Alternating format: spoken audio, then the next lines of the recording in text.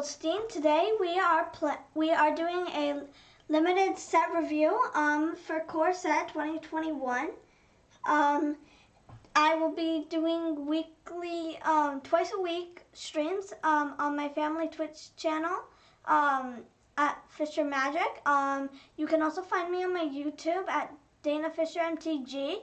And if you like the content that you see and want to support it, hitting the follow button or on YouTube the subscribe button would be huge. And hi everyone, I'm Dana's dad, Adam. I'll be here helping, looking at chat, supervising everything, and just obviously indicate if anyone has any questions. We'd also love to hear from the viewers, so that would be awesome. Let us know what you think as we're going through the cards, what your view is, anything like that. And welcome to Abram. Hi, I'm Abram Goldstein, I guess. I'm from the Limited Levels podcast. At the moment, I am Bad Webcam Abram Goldstein. So I do a limited podcast with Corticals, and I have some Magic history. I play a lot of Magic. I've played in 6 GPs, and I've cashed 4 of them, which is kind of cool. It's consistent, I guess. I've top 8'd 3 PTQs, and I have won one of them, so I'm PT qualified-ish, kind of. It's weird. Exactly. Yeah. No. Abram and Dana have been good friends, having met at GP and having been in multiple GPs together, GPs/Magic Fests over the months. So yeah, it's always great to see you, Abram. Also good having 2 talented young players. Yep. All right. So today we're gonna do the rating system was inspired by LSV's ratings. Thank you, LSV, and it's from the 0 to 5 rating system. So like a 5 is like a best of the best, like really good card, like Vivien. And then a 4.5 is an incredible bomb, not unbeatable, kind of like Shark Typhoon. And then there's also, and then a 4 is like a good rare top tier uncommon, like Parcel Beast. And then there's a 3.5, which is kind of like, it's a very top tier common or a solid uncommon. A 3 is more like a good playable that basically always makes the cut, kind of like the Prickly Monkey, Prickly Marmoset. 2.5 is very solid playable that rarely gets cut. Kind of like the Dreamtail Heron. And then 2 is a good filler, but sometimes it will get cut. More like Fertilite. And then there is a 1.5, which is a filler, gets cut about half the time, kind of like the Flycatcher Giraffid. And then there is a 1, which is a bad filler, but gets cut most of the time. Unexpected Fangs is an example. And then 0.5 is very low and playable. And very low-end playables and sideboard materials, maybe, like Blazing Volley. And then, like, a 0 is completely unplayable. Titan's Nest basically does nothing. So that's the rating system we're going to be using. I put the rating system in the chat for those of you who are here. Formatting was a little off. I'll try to fix that a little bit later. Get a better version if I can here. Yeah, I'm not super incredibly familiar with the rating scale. I usually use the ABCDF scale, but I shouldn't be too terrible with the rating scale. I'll give pretty accurate grades, I think. Yeah, this is the one that Dana, you're really familiar with this because you always can't wait for the LSV set reviews for each one. Although you haven't looked at the one for Core 21 yet, have you? Yeah, because I wanted to not have any influence for my ratings today. Okay, well, should we get started with the first card, Dana? Sure. So we're going to start with the gold uncommons, just to give everybody kind of an idea of what the cards do in the colors and why they become more important based on their color pairs and what they're doing. So we're going to start with the red, white, gold uncommon. It's called Alpine Houndmaster. It's a 2/2 human warrior creature, and when it ETBs, you may search your library for a card named Alpine Watchdog and or a card named Ingenious Cur, reveal them, put them into your hand, then shuffle your library, and it has another line of text. Whenever Alpine Houndmaster attacks, it gets X plus 0 until end of turn, where X is the number of attacking creatures. So for me, this card kind of seems like red-white wants to be going wide, it wants to be tempoing its opponents out, and it wants to be playing a bunch of creatures, and this card kind of plays well into that. It doesn't have any huge overarching synergies, right? It's not like a spells deck or a graveyard deck, right? It's just a beat 'em down deck, and this card contributes to that plan. It gives you more fuel, and it's just a big attacker, right? And I think this card is just a very strong card. What do you think, Dana? I think this card's also very strong.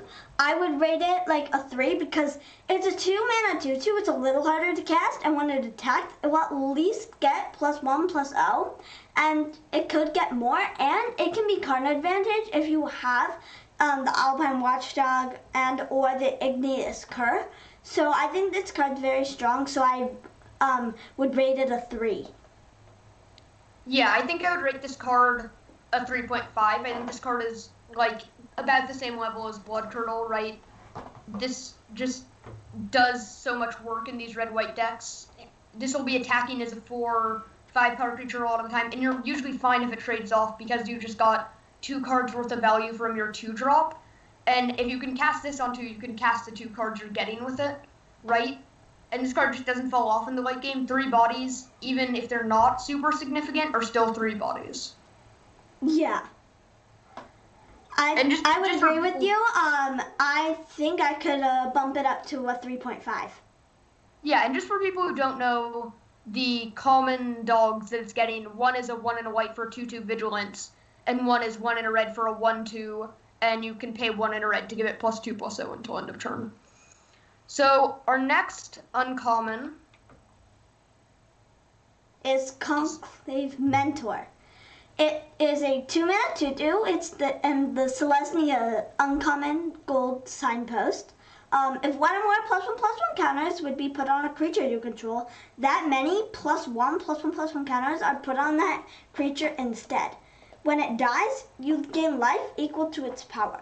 So this stands out like a card that would really like counters and maybe a little bit on the gaining life, which I think is kind of what Selesnya is going to be all about. I think this card's very strong because it's a 2-mana 2/2. When it dies, gain at least 2 life.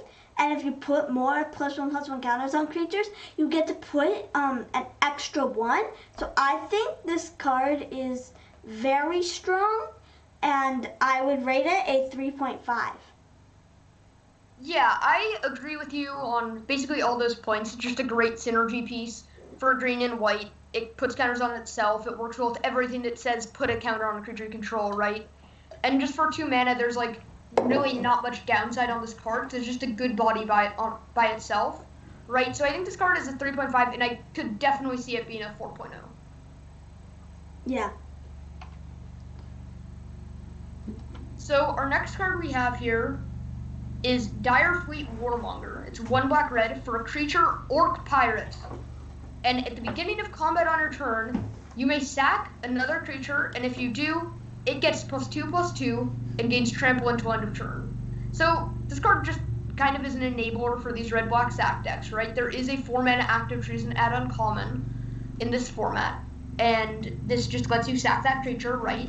Unfortunately, it's the beginning of combat, so you can't really attack with the creature as well, but I do think this card's just fine, even if you don't have a steal and sack synergy, because you just sack like your Goblin Arsonist, your 1/1, your random tokens or whatever, right?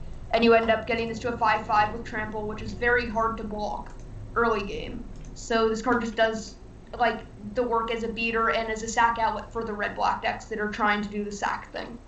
Yeah. And I think it's a solid card. But sometimes you might not have the creature to sacrifice. But it's still pretty good because it's a 3-mana 3/3 on its own that can get in there. So I like this card a lot, and I would rate it a 3. Yeah, I think this card is a 3. I think this card isn't as good as the other 2 gold uncommons we've seen. Like, it just doesn't do enough by itself. So I think it's probably also a 3. I could see it going up to a 3.5. I feel like it's in the middle between 3 and 3.5, somewhere between there. Yeah.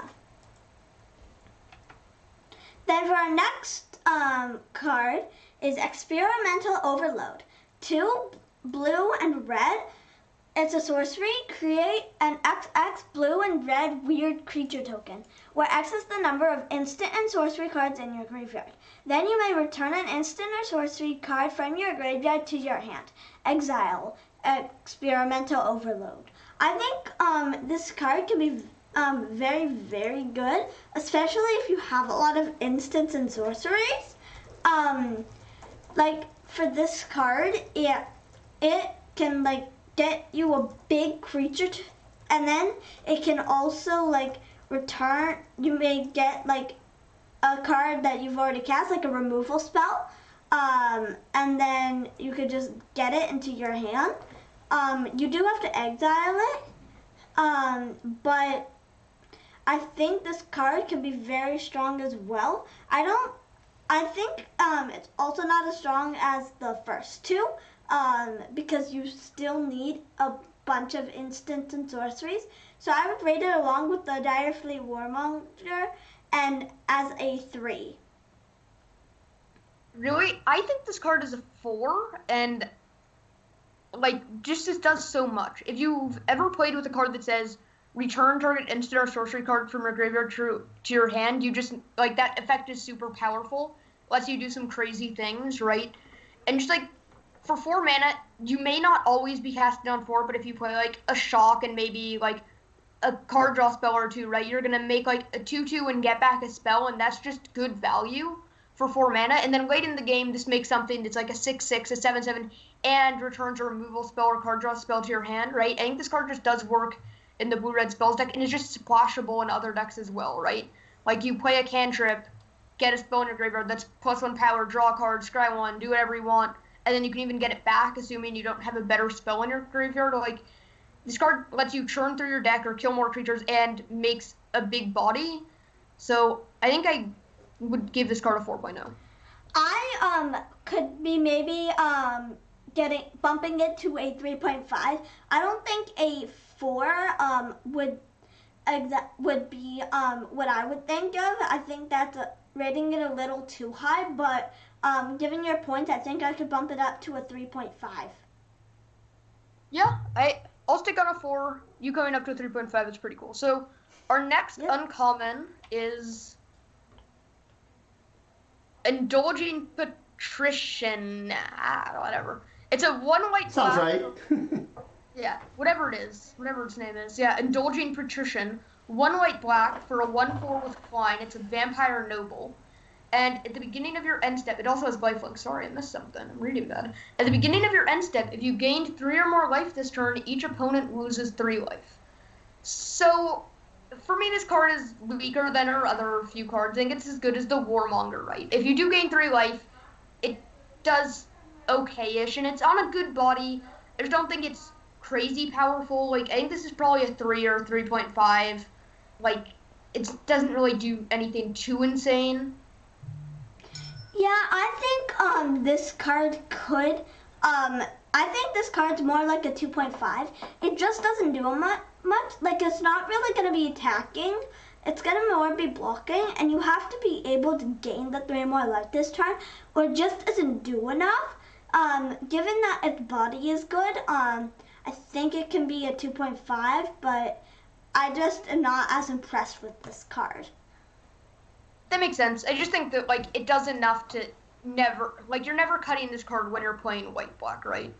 It may not be, like, one of the craziest high picks, but I don't think this card is ever getting cut.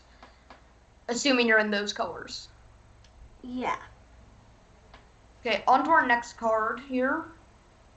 Leafkin Avenger. It's 2, a green and a red for 4/3, Elemental Druid. Tap, add a green for each creature you control with power 4 or greater, and then you can spend 8 mana, and Leafkin Avenger deals damage equal to its power to target player or planeswalker. So I think this card's pretty strong. Not as strong as like some of the others, but I think it's still pretty strong. Like, it's a 4-mana 4/3 body, which is a good body that can be attacking. Or if you have other creatures with power 4 or greater, you can add a whole bunch of mana. And then it can also be some good removal for things at 8 mana. And it doesn't have to tap, so like you can get in there and then you can like, and then if something blocks it right before damage, you can kind of fling it at it if it's like has 8 toughness, or like 7 or 6 or something. So I think it's pretty powerful, and I would rate it a 3. So I think this card is actually pretty strong. I think it's one of those things that the red-green decks are really going to want. So we already have your preview card, Dana. We have not talked about it yet, but it's a ramper on 3, right? And usually you'll be ramping to 5, but there's also a lot of 4-power creatures in the set, so the tap ability on Leafkin Avenger is going to be 2 mana most of the time. Like, I think it's going to be 2 mana more than 1, right? And so this card is going to be ulting a lot, assuming the 8 mana thing is an ult. And I think when you have this card out and your board is big, right? When you're a red-green deck, you have all these big creatures out pretty fast, and what gets over you is flyers, and this helps close the gap against the walls and the white decks, right? The like cards like Swift Response or cards that are slow compared to this, and this doesn't even need a tap to activate its ability, right? And so it gets around some of the more important removal spells in this format, also with 3 toughness. So it does a lot when it just taps for a bunch of mana, and then the bigger thing I'm looking at even is its 8 mana ability, which just lets you lava axe your opponent out, right? You just gotta 8 mana them like 3 or 4 times in a game and they're just dead. So I think this card is like a 3.5. Yeah, I could see that. I think I could see that as a 3.5. Yeah, so on to our next card, we have Lore Scale Coatl, a reprint. It's 1 green-blue for a 2/2 snake, and whenever you draw a card, put a counter on Lore Scale Coatl. So for me, this card is not really too impactful of a signpost uncommon, right? I think it's more trying to say that you want to be drawing cards in blue-green, and it's less like the synergy piece that you're going to be needing for your decks, right? This is just a stat monster. So this card isn't really important. Like, it's just like a solid 3 if you're in green-blue, but I think it's more trying to signal that there are better payoffs in green and blue for drawing cards, and you want to be taking those, and it's just signaling to the people who are looking at these previews, okay, this is what I want to be doing, and I'll play this in my deck, right? Yeah, I actually think this card is very powerful. I have this in my Tatiova deck, and it gets bigger every turn because it's just whenever you draw a card, so every turn you are getting a +1/+1 counter on it.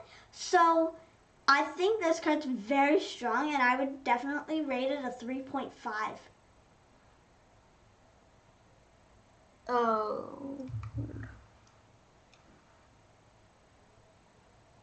I would rate this slightly differently. I think that it is not. I think there's a limit to how good a stat monster can be, and I don't think this really fits what it's supposed to be, right? Or it's not really good enough to be a card that deserves a 3.5 grade. Like, if it was a 3-mana 4/4, like, that's probably a 3.5, right? Because it's just such a big stat monster for 3. And this can get bigger than, like, a 4/4, right? But it's super easy to kill early on, and the turn it comes down, it's not really blocking, and it's not attacking, right? And it just dies to shock as soon as you play it. So I don't know how good this card can be, but I do think it's definitely a 3. I think it could be a 3. I just think it's very powerful just because it's getting a counter every turn. Like, there are some of those removal stuff, but I still like a 3.5. Yeah, that makes sense. So on to our next card. We have Obsessive Stitcher. 1 blue black for a creature human wizard. It's an 0/3 and it has the ability tap, draw a card, then discard a card, a good old looter. And then another ability, 2 blue black, tap, sacrifice it, and return target creature you control from your graveyard to the battlefield. What do you think, Dana? I think it's like okay. I'm not a big fan of this card. Like you have to definitely wait a turn, and it's an okay blocker. But it's an 0/3 for 3. And then you can loot a little bit and get something back.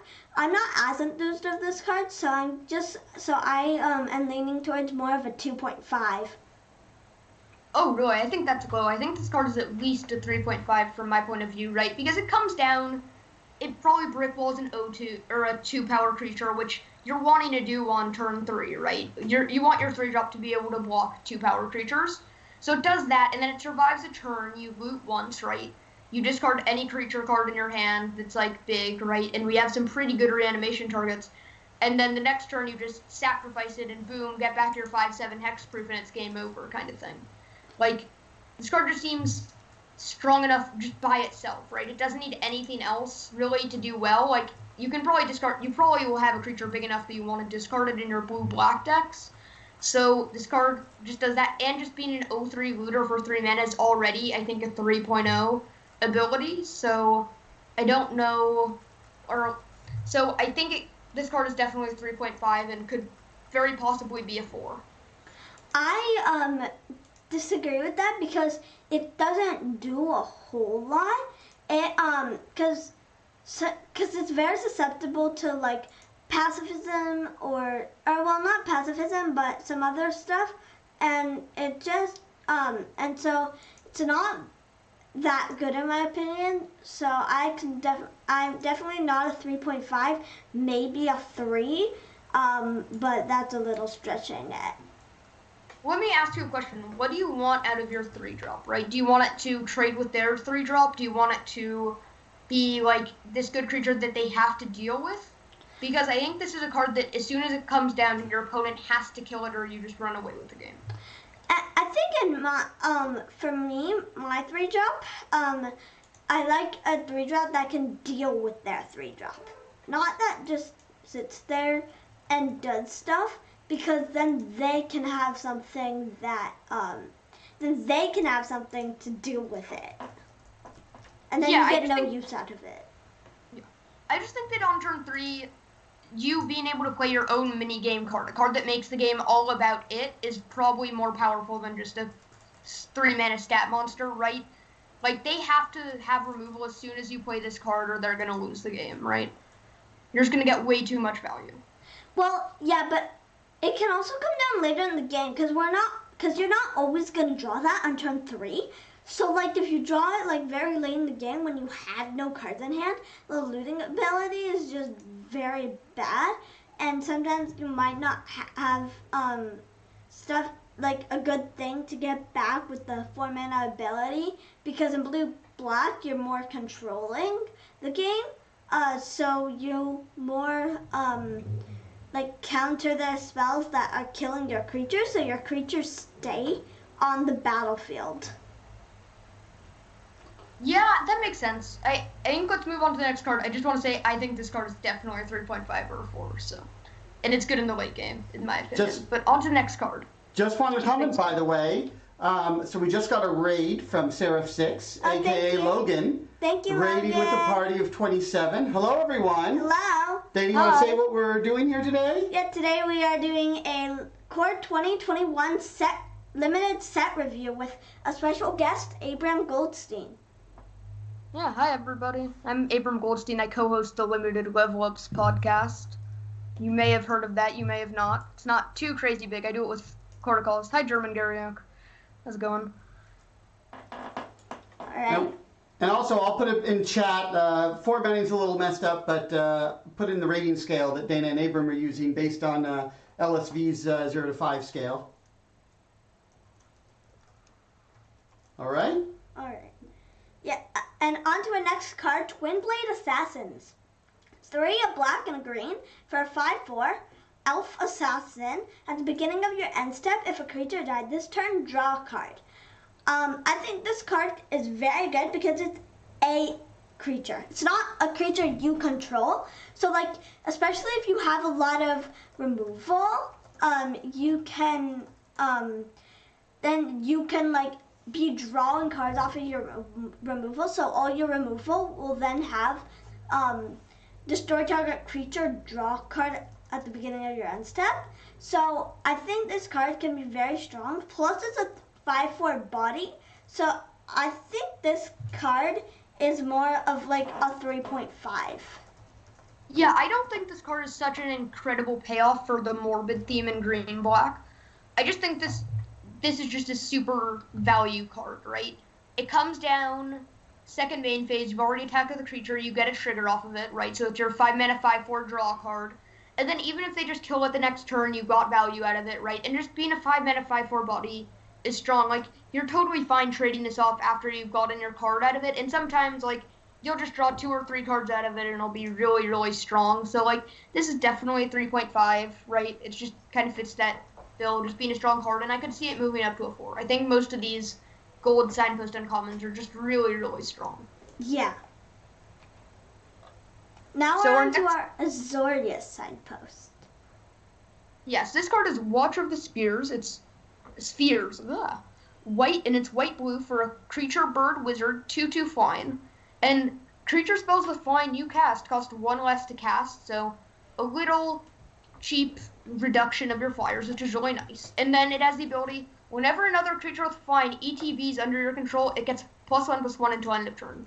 This card is really strong, right? You get this 2 mana 2/2 flyer with cost reduction to other flyers, which is already a strong card.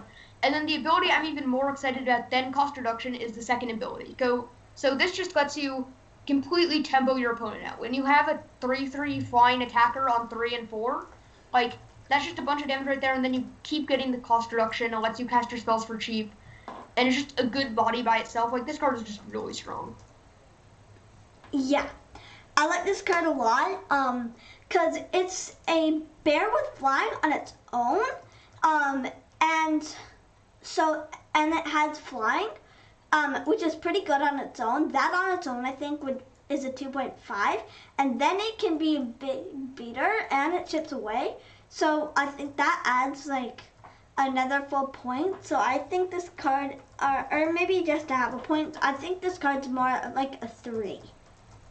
A 3. I would give this card a 3.5, and I think it also can very easily creep into the 4 range, right?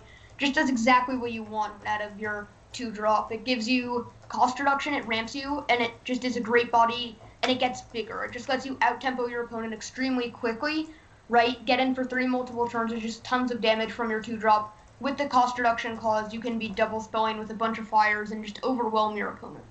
Yeah, I think I could see that. Probably not a 4 though, because it's not as good late game because you've already cast a lot of your flyers, so it won't get the +1 and they wouldn't be 1 less to cast, which is why I made it a 3, but I think I can see your point and make it a 3.5.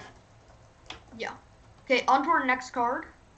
With the first card, aside from the gold uncommons, we're on to the real things now. We have Ubben the Spirit Dragon, the 8 mana legendary planeswalker reprint.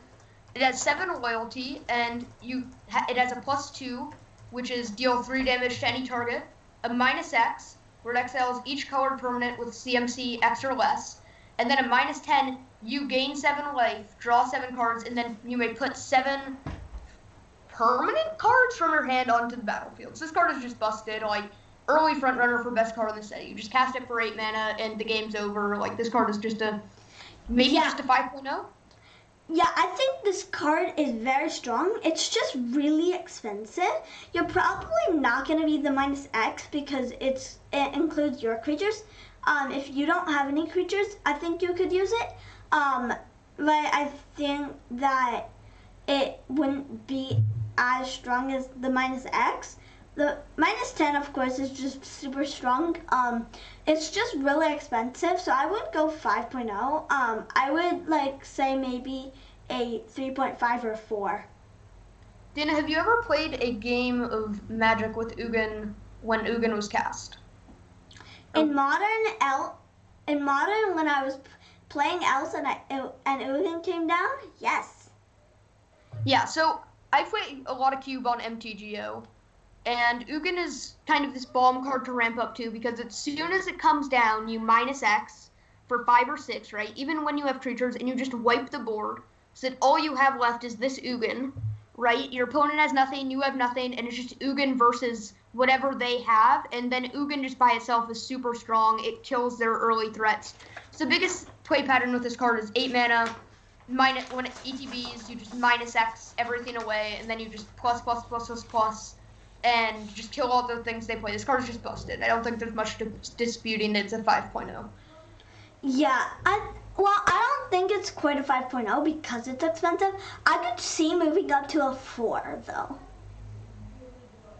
Oh, okay. So I guess we disagree here, but this is my front runner for best card in the set by, like, this and Massacre Worm are just such great cards, and I think this card is just kind of nuts, especially because there is ramp in this set. Yeah. All right. Now on to our first white card, Alpine Watchdog. We saw this card mentioned from the Boros signpost, a 2-mana 2/2 vigilance. It's basically the white version of Greenwood Sentinel. It's a dog as well, and there's a little bit of dogs matters in this set. Not that much. I think this card's solid, but not as powerful. So I think this card might be a 2. Yeah, we talked about this card before the stream, just like a little test card, you know. And basically on its face, this card is a 1.5. You're basically never playing it unless you really need a curve in your red-white aggro decks, right? But I think this card moves up to a 2 as soon as you consider the red-white gold uncommon, right? Because in the draft, you want to take this card slightly higher than you would take other 2-drops, just because the possibility you get the red-white gold uncommon isn't incredibly low, right? You have a pretty good chance at getting that uncommon, and this card just becomes like a 3 when you get the red-white gold uncommon, maybe like a 2.5, right? So this card just jumps up a ton when you get the red-white gold uncommon, so it's a slightly better pick than just a normal 2-mana 2/2 vigilance. Yeah. Yeah, definitely. All right. Angelic Extension. 1 and a white, instant. Exile target creature planeswalker. Its controller creates a 4/4 white angel creature token with flying. This card's a very interesting card. You won't actually use it on your opponent's creatures that much because then they now have a 4/4 white angel creature token. I think it's actually very strong, especially since it's an instant. When I was first looking at this card, I missed that it was an instant, so I thought it wasn't as good. But you can just ambush your opponent. Like, they attack with a 3/3, you have a 2/2, and then before it blocks, you can, like, Angelic Ascension your creature. Ascension your creature, and then it will become a 4/4 to eat the 3/3, and they have nothing, and now you have a 4/4 white angel creature token with flying. So I think this card's a 3. Yeah, I also agree that this is a 3. I talked about this on my podcast, actually, or Alex and I's podcast, or whatever, I don't know. And this card is pretty good. This is, like, just an instant, and I don't think you're using it on your opponent's creatures unless you need to, but this just upgrades your creature mid-combat, right? It is 2 mana, instant speed, enchantment, target creature becomes a 4/4 flying or whatever. Target creature gets +2/+2 and flying, right? That you control. So this card just lets you flash something in, right? It also lets you give your creature a pseudo vigilance, right? So let's say you attack with your 2/2, it gets in, it's tapped, they attack with their 2/2, and then you, in response, exile your 2/2 to eat their 2/2, right? It still lets you attack with the creature. It's just like, this card does a lot, and I don't think early on in the format people will see this coming. It might get a little worse as the format goes on, but I think early game there's going to be a lot of praying, like, please don't be Angelic Ascension, please, right? Yeah. So, I think this is a 3, right, Dana? Yeah, 3. So, our next card here, we have Anointed Chorister. It's a white for a 1/1 lifelink human cleric, and it has the ability 4 and a white, it gets +3/+3 until end of turn. And this card is actually really good, I think. I think this card is at least a 2.5. I think it is a 2.5 because it can get very outrun later on in the game. And in order for it to not get outrun, you have to spend 5 mana, and you might have another better thing to do for 5 mana. So I think this card's solid on solid common for sure. A little on the good side of common. So I think it's a 2.5 for sure. Yeah, it just triggers all your lifelink synergies, right? There's a life gain synergy. We saw it with the white, black, gold uncommon, and this card just triggers them. And it's also just like this threat of activation, right? On turn 5, when you attack with your 1/1, what are they gonna do? Block it with their 3/3? Like, it just has it's gonna be getting in a lot of the time once you get to 5 mana, and it just triggers your lifelink synergy. Sometimes you're probably just gonna be attacking this in just to get your lifelink synergies, just to like make it 2/2, right? So this card just kind of does it all for these white life gain decks. Yeah, I still wouldn't rate it any higher than a 2.5 though. Yeah, 2.5 is kind of where it's at. Alright, Avon Gagglemaster. 3 white for a 4/3 flying. When it enters the battlefield, you gain 2 life for each creature you control with flying. So I think this card's very solid as just a 5 mana 4/3 flying body that will get in there a lot of the time and can be a pretty good blocker. I think this card is very strong. I think since it's a little expensive, it's not like what you want to be picking first in your draft. So I think it's about a 3. Really, I think this card is a 3.5, because I also think that this card just does it all for the white decks, right? You have this perfect white-blue body, right? 5 mana for a 4/3 flyer is already like a 2.5. That's just a very strong body. And then when it ETBs, you get this huge life swing, right? You're gaining 2 at least, and probably 6 in a lot of cases as well if you're in a blue-white flyers deck. It triggers your life gain synergies, it's a great body, and in your flying decks, which are probably racing. This flying decks in this format look extremely racy, right? You're just like beating them down, they're beating you down, who's gonna win first kind of thing.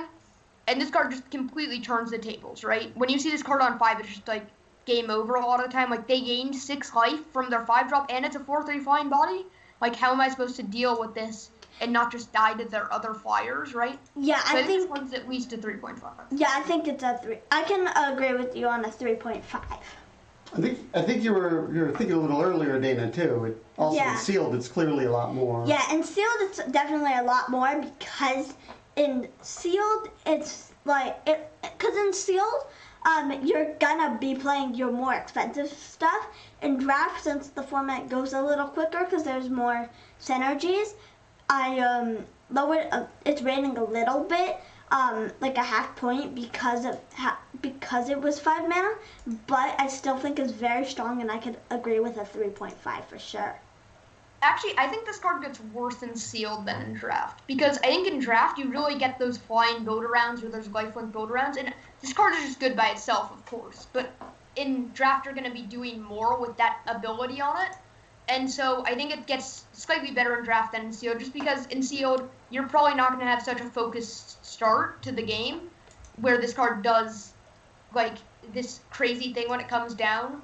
So I like this card in sealed. I'm never cutting this from a white deck, but I think this card is slightly better in draft than in sealed. Yeah. All right. For our next card is Baneslayer Angel. 3 white for a 5/5, flying first strike lifelink, protection from demons and from dragons. This is a reprint, and this card seems very strong, like very strong. I'm just gonna say it's a flat out 4.5. Yeah, 4.5 makes sense here. It's not as good as Ubben. It's not as good as like these bombs that do things as soon as they enter play, right, and then have like this crazy thing afterwards. But it's still just a card that wins the game if it survives for a turn or two, right? So I like this card is just a pretty good 4.5-ish card. Yeah. mythic into mythic here. We have Basri Ket, 1 white for a planeswalker, and it has the ability +1, and it enters with 3 loyalty counters. +1, put a 1/1 counter up to 1 target creature you control against indestructible until end of turn, so the +1 enables a good attack. Its -2 is whenever 1 or more non-token creatures attack this turn, create that many 1/1 white soldier creature tokens that are tapped and attacking. So if you're going to be attacking a bunch, this card just makes you more tokens, and it kind of chains into each other, right? So it comes down, you +1 it, give your creature +1/+1 indestructible, get in for your damage, right? And then the next turn, you -2, maybe make 2 tokens, right? And then in the next turn, you can just sack it, -2 again, make like 4 tokens, right? And it's just a bunch of value, and I think that will be a common play pattern with it. This card is just another solid 4.5, right? This card is as good as Baneslayer Angel. And its -6 is you get an emblem with at the beginning of combat on your turn, create a 1/1 white soldier creature token, then put a +1/+1 counter on each creature control. I'm sorry, I did that very confusingly, that was bad. But this card is just a solid 4.5. I think it's not as good as the Baneslayer Angel. I think it's like it's a 4, maybe a 4.5. I could see a 4.5. I think especially in white we've seen a counters theme, so it's +1 helps with that, and his -6 does as well. So I could definitely see a 4.5. Yeah, I actually think this card is better than Baneslayer Angel because I think 3-mana planeswalkers are just kind of insane a lot of the time, especially ones that start with 4 loyalty in a white deck, right? Because you just get this huge, like, butt on your planeswalker, and you get these big creatures, especially in, like, your counter-based white decks. So I think this card is slightly better than Baneslayer Angel. Yeah, I could say that. All right. Okay, on to our next card. Ooh, I like this card a lot. Basri's Acolyte. 2 white for a 2/3 Claire with lifelink. When Basri's Acolyte enters the battlefield, put a +1/+1 counter on each of up to 2 other target creatures you control. I think that this card's a very solid card. I think it's one of the best commons in white for sure. And so I would rate it like a 3, maybe even a 3.5. Yeah, I think this card is slam dunk white's best common, not even close. It works well with both your synergies in white, right? Your green-white synergy, your counter synergy, your lifelink synergy, even works well with your flyer synergy, you know? Put some counters on your flyers, make them big, right? It just does everything you want in white, and on top of that, it's even a cat. Like, there's some cat synergies in this format. I think it just does every synergy-based thing. Yeah. All right. Basri's Lieutenant. 4 mana, 3/4, Vigilance, Protection from Multicolored. When it enters the battlefield, put +1/+1 counter on target creature you control. Whenever Basri's Lieutenant or another creature you control dies, if it has had a +1/+1 counter on it, create a 2/2 white knight creature token with Vigilance. So this one really likes counters and having things get counters, and then if it's scary and your opponents want to remove it, and it's not Basri's Lieutenant, you get a 2/2 knight out of it. So I think this card is very strong, and I think it's like a 4. Yeah, I think this card's a 4.5. I think this card does a lot of what you want again. It's just a stat monster. 4 mana for a 4/5 Vigilance, Protection for multicolored. When it dies, you get a 2/2 Vigi Knight, right? And then it still has the Knight ability for other creatures with the +1/+1 counters on it. So I'm a big fan of this card. Like, it's gonna be strong in evading the multicolored uncommons, right? And you're probably gonna be seeing those in a lot of decks. It works with counter synergies, and it's just like this stat monster by itself. So I think this card is very strong. Yeah. All right. Now, Basri's Solidarity. 1 and a white. Put a sorcery. Put a +1/+1 counter on each creature you control. So it definitely works really well with the counters theme. Like almost all of the Basri cards are mostly about the counters theme. I think this card is pretty good. At a maybe like a 2. It's solid. It just it's a sorcery, which makes it quite a bit worse because it's not like a combat trick, and it's not what you want to be spending like one of your later turns spending 2 mana to just put counters on creatures. You're gonna want to be playing some of your big spells, so I think it's more like a 2. Yeah, I think this card is a 2.5. Like, in your counter-themed decks, it'll put 2 or 3 counters on, and maybe you'll have some counter synergies, right? And so it does something more. Maybe the green-white uncommon, put 2 counters on all your creatures, right? So I think this does a little bit more than what it reads to doing, but I don't think this card is great because it's just kind of a blank card early in the game. But, like, from turn 4 onward, it can become a real card. Yeah. I think it's still a 2, though. That makes sense. I can see that. I think it's a 2.5. All right. On to our next card. Celestial Enforcer. 2 and a white for a 2/3. 1 and human cleric, and it has 1 and a white tap to tap target creature. Activate this ability only if you control a creature with flying. So this will work well with your flying deck, especially if you're against someone who has like a big flyer stopping your team from attacking. You can play this, and then the next turn tap that big thing down since you have flying. Lock down anything that can block your flyers really well, but you have to have the flyers is the thing. So I'm not a big fan of this card. I think it's a solid card at a 2. Yeah, I also think it's a 2. It just doesn't do enough for your 3 mana investment, right? We've already seen some of the 3 mana cards in the set. There's some very strong 3 mana cards, and this just isn't one of them. This card doesn't do enough with the 3 slot for me to want to include it in my deck. This is like that begrudging 23rd, 22nd playable. Yeah. So our next card we have here is the simplest of all the simplest cards. It's definitely a core set card. 1 and a white for a 1/3 flying. There's nothing more. That's it. Show's over. Just kidding. So this card is a pretty whatever card. I think it's a 2 in this format just because it has synergies with the blue-white flying deck, but otherwise there's really nothing to say about it. I still wouldn't upgrade it. It's an okay body, and it's good to fill out your curve. So I think it's more of a 1.5 for sure. Yeah, I can see that. Maybe it's like a 2.0 synergy piece and like a 1.5 normal card. Yeah. Like it just fits okay in the flying decks. I mean, you're not like dying to play it, but if you're missing your flying synergies, this is one of the cards that can help you fill out the number of flyers you have. Yeah.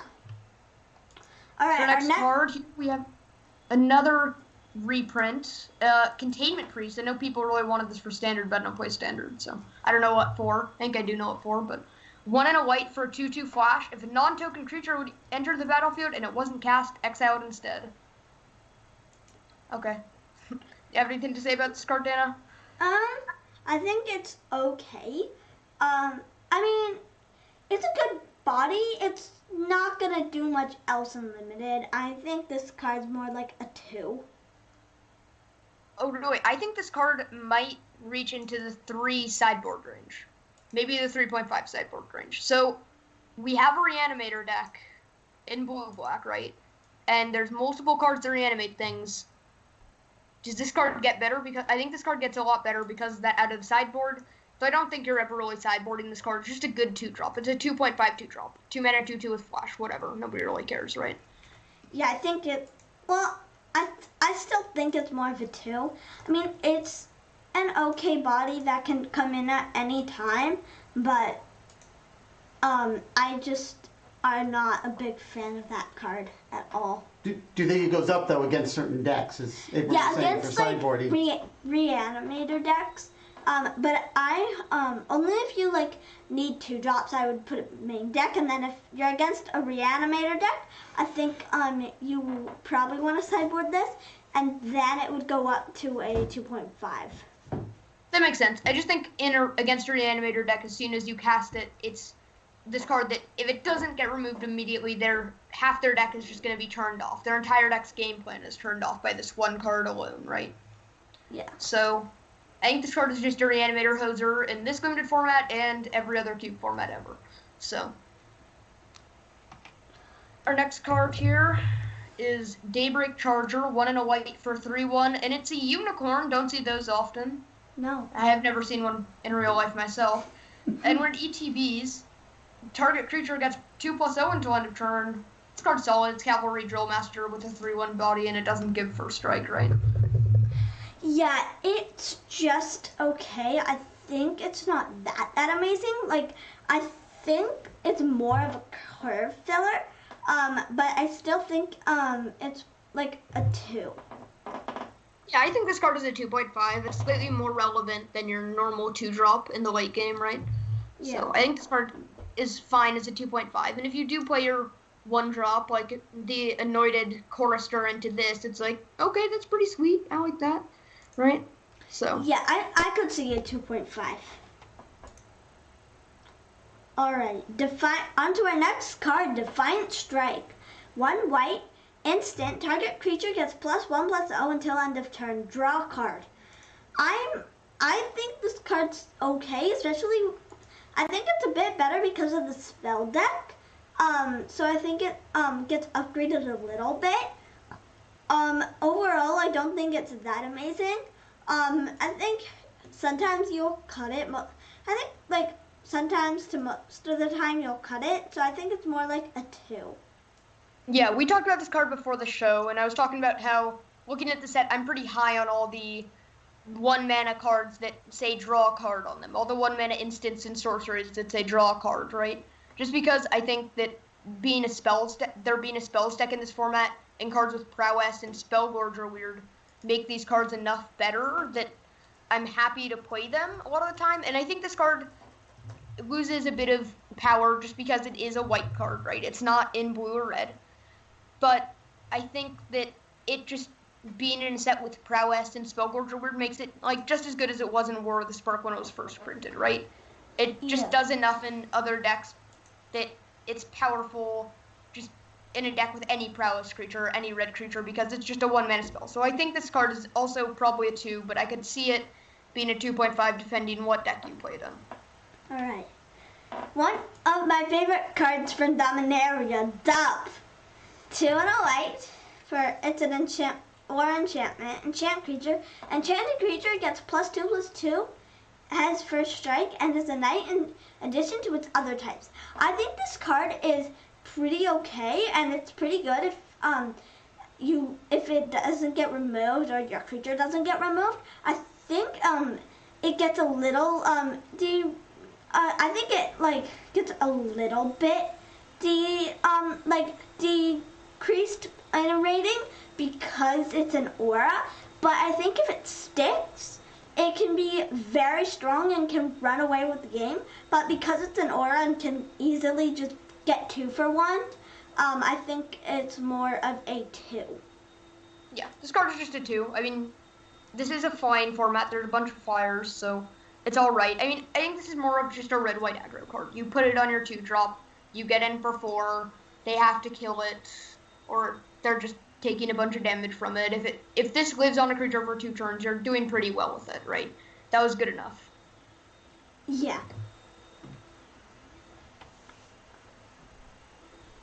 All right. Faith Feathers, 3 and a white. It's also an aura enchantment. Enchant permanent. When Faith Feathers enters the battlefield, you gain 4 life. Enchanted permanent can't attack or block, and its activated abilities can't be activated unless they're mana abilities.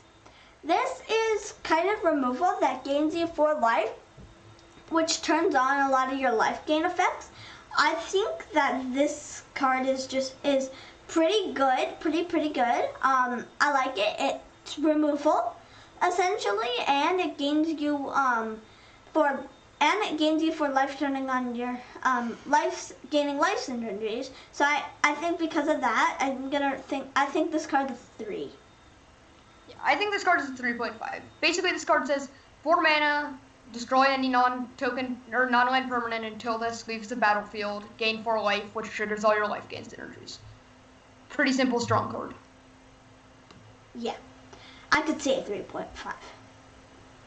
So our next card here we have Falconeri Adept. 3 and a white for a 2/3 human soldier. When it attacks, create a 1/1 white bird creature token with flying that's tapped and attacking. Wah!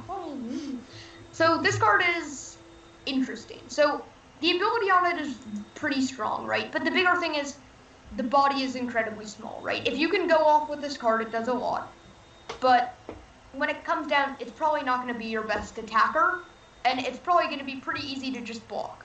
So that's kind of the problem with it. If you can get it through, if you can put a card on it that just lets it get through combat, let's say you put Dub on it, which we just saw. Right now you have this 4/5 first striking human soldier knight thing, then it gets a lot better. But just as it is, if you're not doing any counter synergies, this card just doesn't do enough. But if you are a counter and you can make this big and then make the tokens big as well, even like this card does a lot of. Yeah, so I think this is more like a build around. I think this is a build around 3. Yeah, I think this card's solid. It's a little on the expensive side. If you can get it through, it can be really good because then you have a 1/1 that just pecks away. And if you can get it through multiple times, that's a bunch of ones that the damage can add up very, very quickly. But I don't think it's as much of a 3. I think it's more of a 2.5. Yeah, I think just by itself, this card is just a 2. Like, if you're doing nothing to make it better, this card is a 2. But if you're building around this card, you can get it up to a 3, maybe 3.5, if you just have a good enough build around for it. This card can be kind of your deck's carry, right? You play this on 4, and your deck kind of just wins if you play any pump spell for it, or enchantment, or you put some counters. That makes a lot of sense. I think that's kind of how you were looking at it too, right? Yeah. You know, like a lot of times, if you have to pick a number, it's the number that's kind of in between those scenarios. Yeah, that makes sense. Yeah, so it's a build around card, I think. I don't think you're really happy to play this card unless you are building your deck around playing this card, or building your deck around getting those counter synergies. But when you do have those counter synergies, it slots in pretty well. Yeah. Feat of Resistance. 1 and a white, put a +1/+1 counter on target creature you control. It gains protection from the color of your choice until end of turn. This card, basically, it's a God's Willing, but costs 1 extra mana, but it puts a +1/+1 counter on target creature you control. But that 1 extra mana actually makes a big difference because a 2 mana combat check versus a 1 mana combat check it makes a big difference because you're not always going to hold up the 2 mana where 1 mana is a little easier to hold up. So I think this card's a little worse than God's Willing. It's still a fine card. I would rate it like maybe a 2.5. Yeah, I think this card is a 2.5. This card is very strong for a common, I think. Being able to give your creature protection from a color isn't something that you see very often, and even giving it a counter. Like, this card is just super strong in the counter stacks, right? Like, just getting a counter and saving your creature is just strong, and if in any deck that has white mana in this, you'll be happy to play this card, because you just save your creature from a removal spell, you give it a counter. You save your creature in combat, you give it a counter, right? It has this, the counter is very important here. I think it's a lot better than the Scry on God's Willing just because of the format that it's in. Yeah. Alright. Gale Swooper, 3 and a white for 3/2 flying. When Gale Swooper enters the battlefield, target creature gains flying until end of turn. I think this card reminds me of the Imperial Aerosaur from Ixalan. Just 1 less toughness, and it doesn't give the plus 1/1. I think this card's a very fine card, and I would rate it a 2.5. Yeah, I think this card is also 2.5. Like, it works not incredibly well in your flying decks unless you get the blue-white uncommon, because casting this on 3 is pretty strong. Just a turn 3, 3/2 flyer is gonna be beating them down, especially with the 2/2 gold flyer, right? But just like otherwise, this card is medium. It's a 2.5. You're not doing too much with it. Yeah. Glorious Anthem, 1 white creatures you control get +1/+1. This card just seems very strong to me. I think it's basically a lord of all your creatures that's really hard to get removed. I think this card's a straight up 3.5. Yeah, I can see this being a 3.5, and we need more towards 3. Just not doing anything when it comes down is a pretty big downside, right? I don't really know. I think I've forgotten if there are any like token producers early on in this format, or like early 2-mana-ish token producers, or just things like that. But like this card is fine. It's a 3, maybe a 3.5. Like it gets better the later the game goes. Just it not doing anything on turn 3 may be problematic. Yeah. I mean, it does really well actually later in the game as well. And so for a good card, it can be. Most of the time it's really good early and also good late, or like good early but also good late. So yeah, so it's just whatever. It's like it's good. It's a card you'll be playing in all your decks, but it might not be the best card you're playing in your deck. Yeah. Next up we have Containment, a life gain payoff, 1 and a white for an enchantment. At the beginning of your end step, if you gain 3 or more life this turn, create a 2/2 white Griffin creature token with flying. I think this card is, it's weird. It's an interesting build around, right? I think it being 2 mana is super important here, right? If you're not casting this on turn 2, like, you're probably not going to get your life gains, like, you're probably not going to hit your 2/2s when you want them, and, like, taking a turn off on 2 isn't as big as taking a turn off on 4 or 3. So, I think this card is fine. If you can really get there with the lifelink deck, this works, like, but when you just don't do anything, when you don't get that 2/2 for a few turns, it doesn't really do much. But if you can get 2/2s out of this over the course of the game, it's probably okay. I think I'm leaning towards a 2.5 with this card. I think that's way too high because you have to gain 3 or more life a lot of turns, because otherwise it does nothing and you're taking a turn off from doing something. It's not very good late game. So I'm not a big fan of this card. I think it's more of a 1. Yeah, I think I want to give this card a build around grade. I think this is a build around 3.5. If you can get your good lifelink deck, life gain deck or whatever, you get a bunch of revitalizes, you get a bunch of lifelink creatures, you're gaining a ton of life.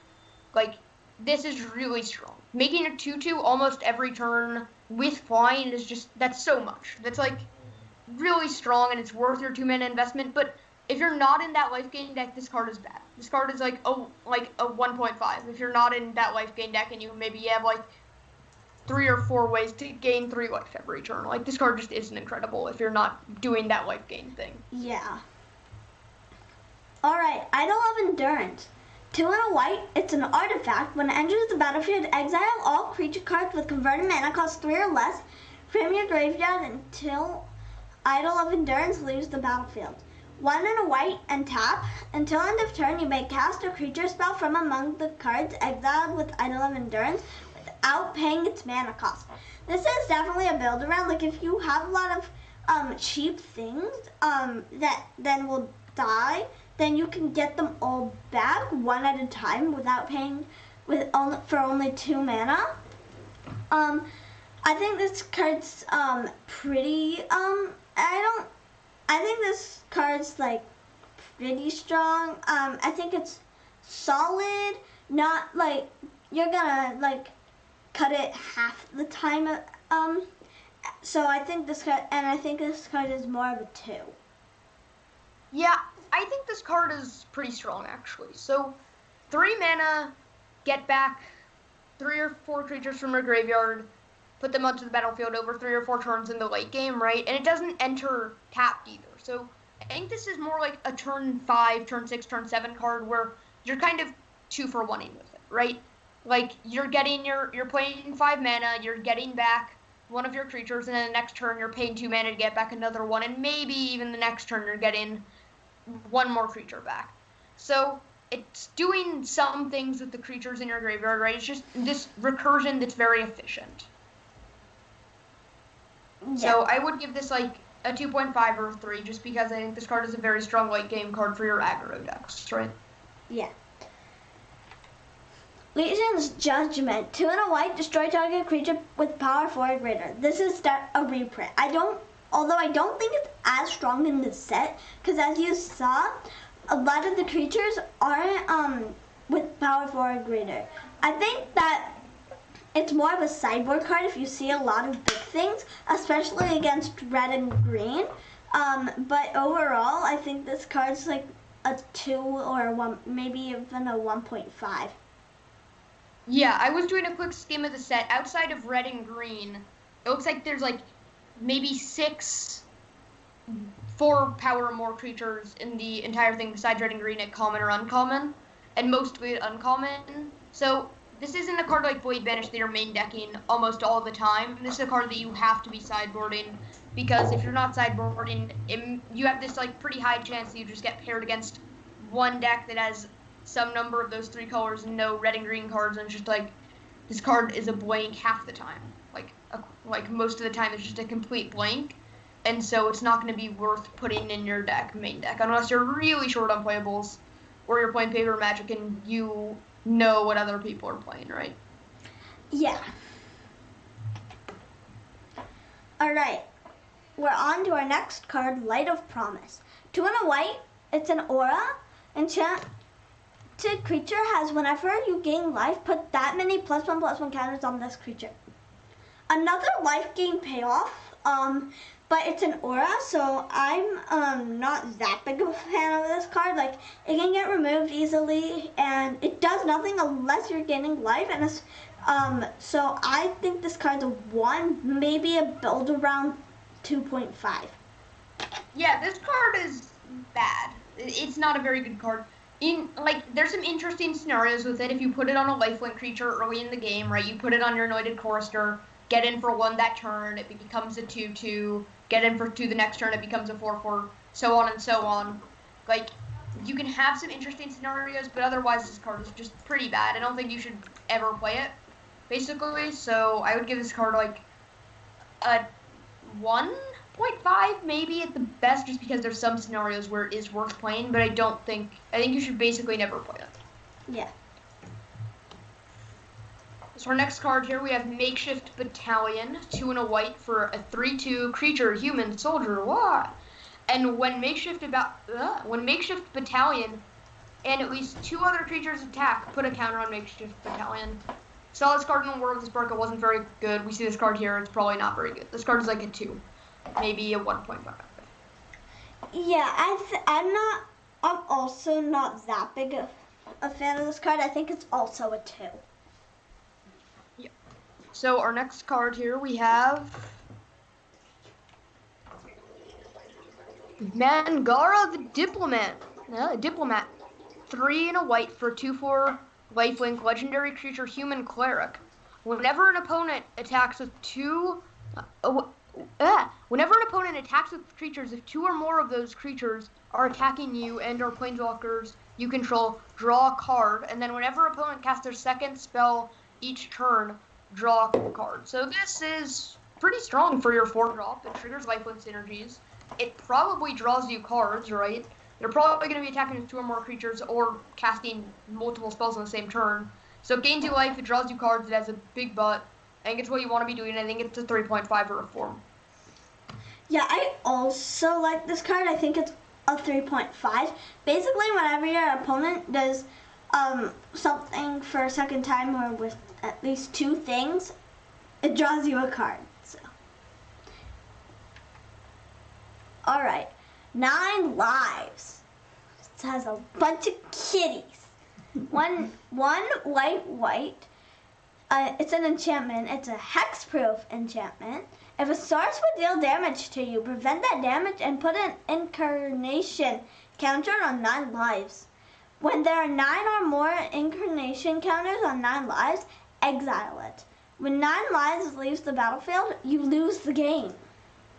I think this card, you're definitely not going to be playing it on turn 3. I think, like, if you're, like, at 3 life, then you can play it so that they can't really do damage to you for a while. And then you have, like, 9 turns left or something before you lose. And if you're, like, in a position where you have a lot of damage, And then you can just play that card. Then you can just prevent the damage, put one incarnation counter on it, and then swing for a bunch. So I think this card is pretty powerful. Yeah, I'm not a ginormous fan of this card. I don't think it's very good, right? You can't play it early game, you have to play it late game, and it just gains you life, but it doesn't even say gain a life on it. It would be really dope if this card said, like, whenever you're dealt damage, gain that much life, and then put a counter on 9 like a lives counter or whatever on 9 lives. Like, that would be really sweet because you get those life gain synergies. But you can't play this card on turn 3, or it's just not going to change anything. You want to wait till you're low life, which is still risky because if they just have any face damage, if they have a combat trick even for their creature, they might be able to get in for slightly more damage than you expect, right? So this card is not very good. I think this card is a 1.5, maybe a 2, but I do think this has some ways for you to sideboard it in, right? If you are playing against a blue-black Reanimator deck and their way to win is by reanimating a 5/7 hexproof, making that have to attack you 9 times in a row to kill you might be strong. So I think this card is more of a sideboard card than a main deck card. I actually would disagree. I think this card's more of a 3 level. I think it saves you and in a lot of cases. Like, you can hold it in your hand, which will make your opponent think you have something.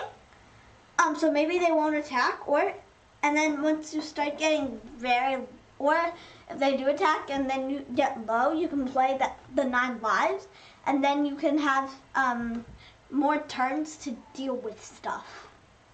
Yeah, I just think that if you're already behind in the creature race, if they're already beating you down, having 9 lives isn't what you really want to be doing. I could see this in these super aggressive decks where you're racing in those mirrors, but then it's still a sideboard card, right?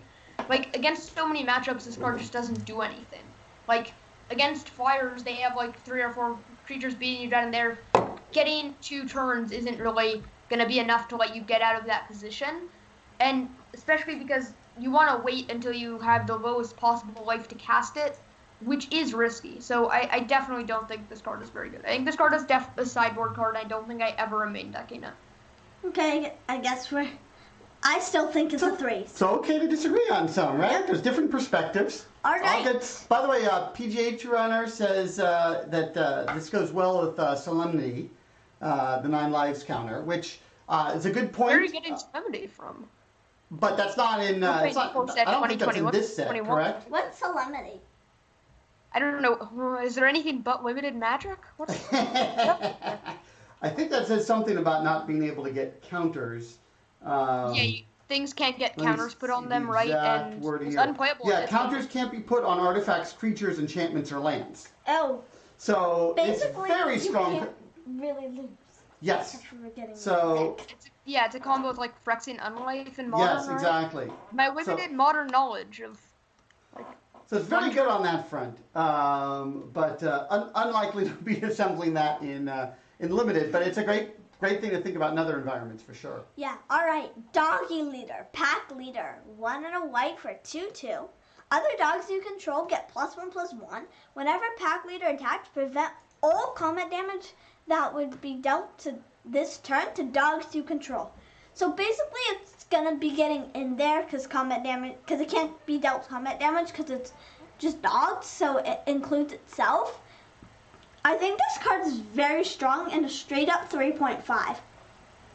Yeah, I think this card is probably 3.5 as well. I think there are a lot of random dogs in the format, so the +1/+1 helps.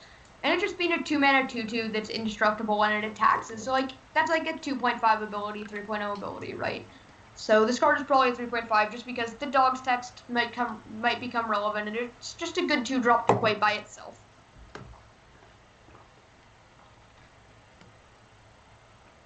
And here we have, following up our dog horde with another dog. We have the Rambunctious Mutt. 3 white for a creature dog, 3/4, and when ETBs, trigger an artifact or enchantment an opponent controls. So you have maybe another cube card here. I don't know. Maybe like a pop. There's definitely a Pauper Cube and Peasant Cube card, but could we get it in a maybe Legacy or Vintage Cube? We'll never know. But this card is pretty strong. Like, it's not as good in a normal limited format where artifacts aren't everywhere, and enchantments aren't everywhere, but there are definitely artifacts and enchantments. It's like has relevant text. I think this card is a 2.5. Like you're fine with playing it in almost all your decks because it just does enough, right? Like 5-mana 3/4 is the minimum. So this card is whatever. It's okay. I think this card is more like a 2 and could be a strong sideboard card if you see a lot of problematic artifacts and or enchantments that you need to get rid of. Overall I think this card is more of a 2. Yeah, that makes sense. I think it's like a 2 or 2.5 main deck, and it gets better out of the sideboard, right? It's a 3, maybe even a 3.5 out of the sideboard. Here we have another key synergy piece, a reprint that is actually going to be a lot better than it first was. We have Revitalize, 1 and a white for an instant. You gain 3 life. 3 is the magic number when it comes to life gain, and you draw a card. So by itself, this card is bad. It's like a 1.5, maybe a 2.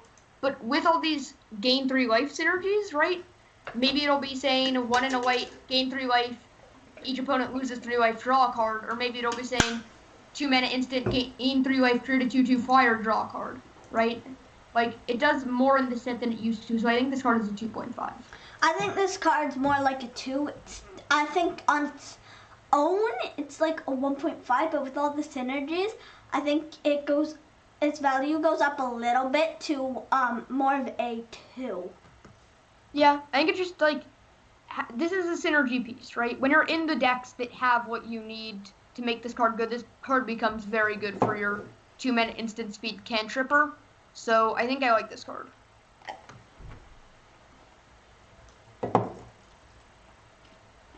We're on to our next card, Ruined Halo. White, enchantment. As Ruined Halo enters the battlefield, choose a card name. You have protection from the chosen card name.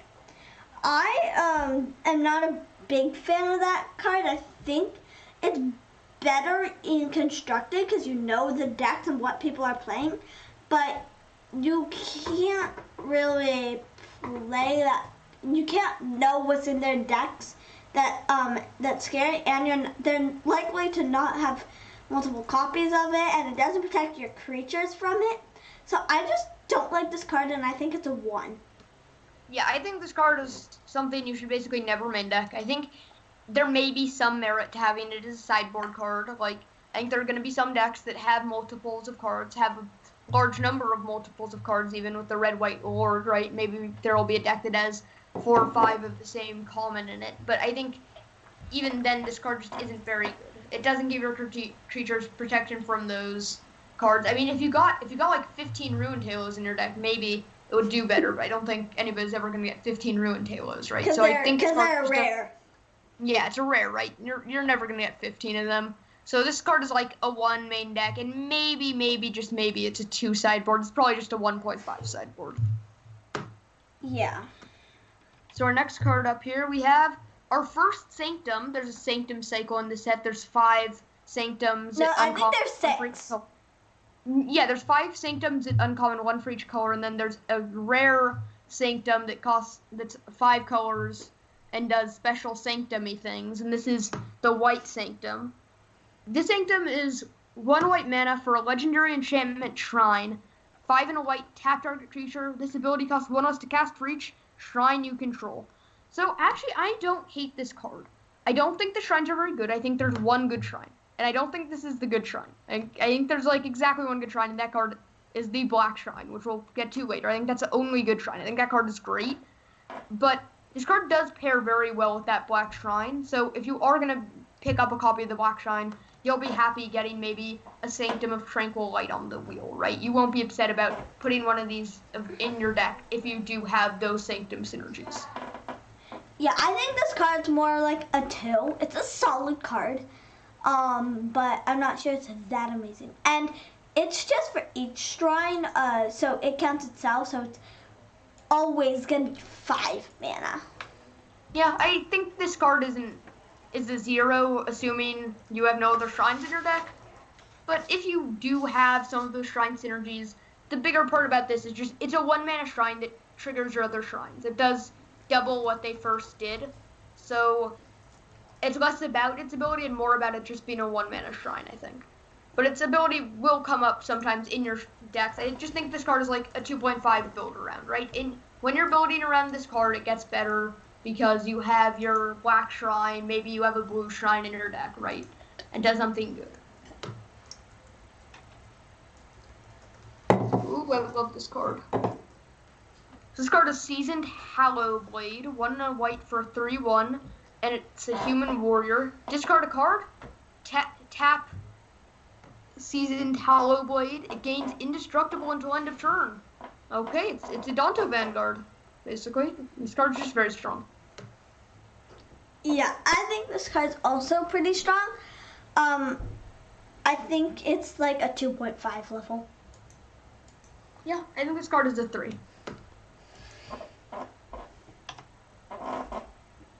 Okay, I am not a fan of this card, so you can read it, Dana. I don't want to read bad cards. Alright, Secure the Scene. 4 and a white sorcery. Exile target online permanent. Its controller creates a 1/1 white soldier creature token. I actually don't think it's that bad. It's removal. It basically turns something into a 1/1. I mean, it is expensive for a sorcery, so I don't think it's that amazing. But I still think it's a 3. Really? I don't think this card could ever be a 3. I think this card is a 1.5 at the best.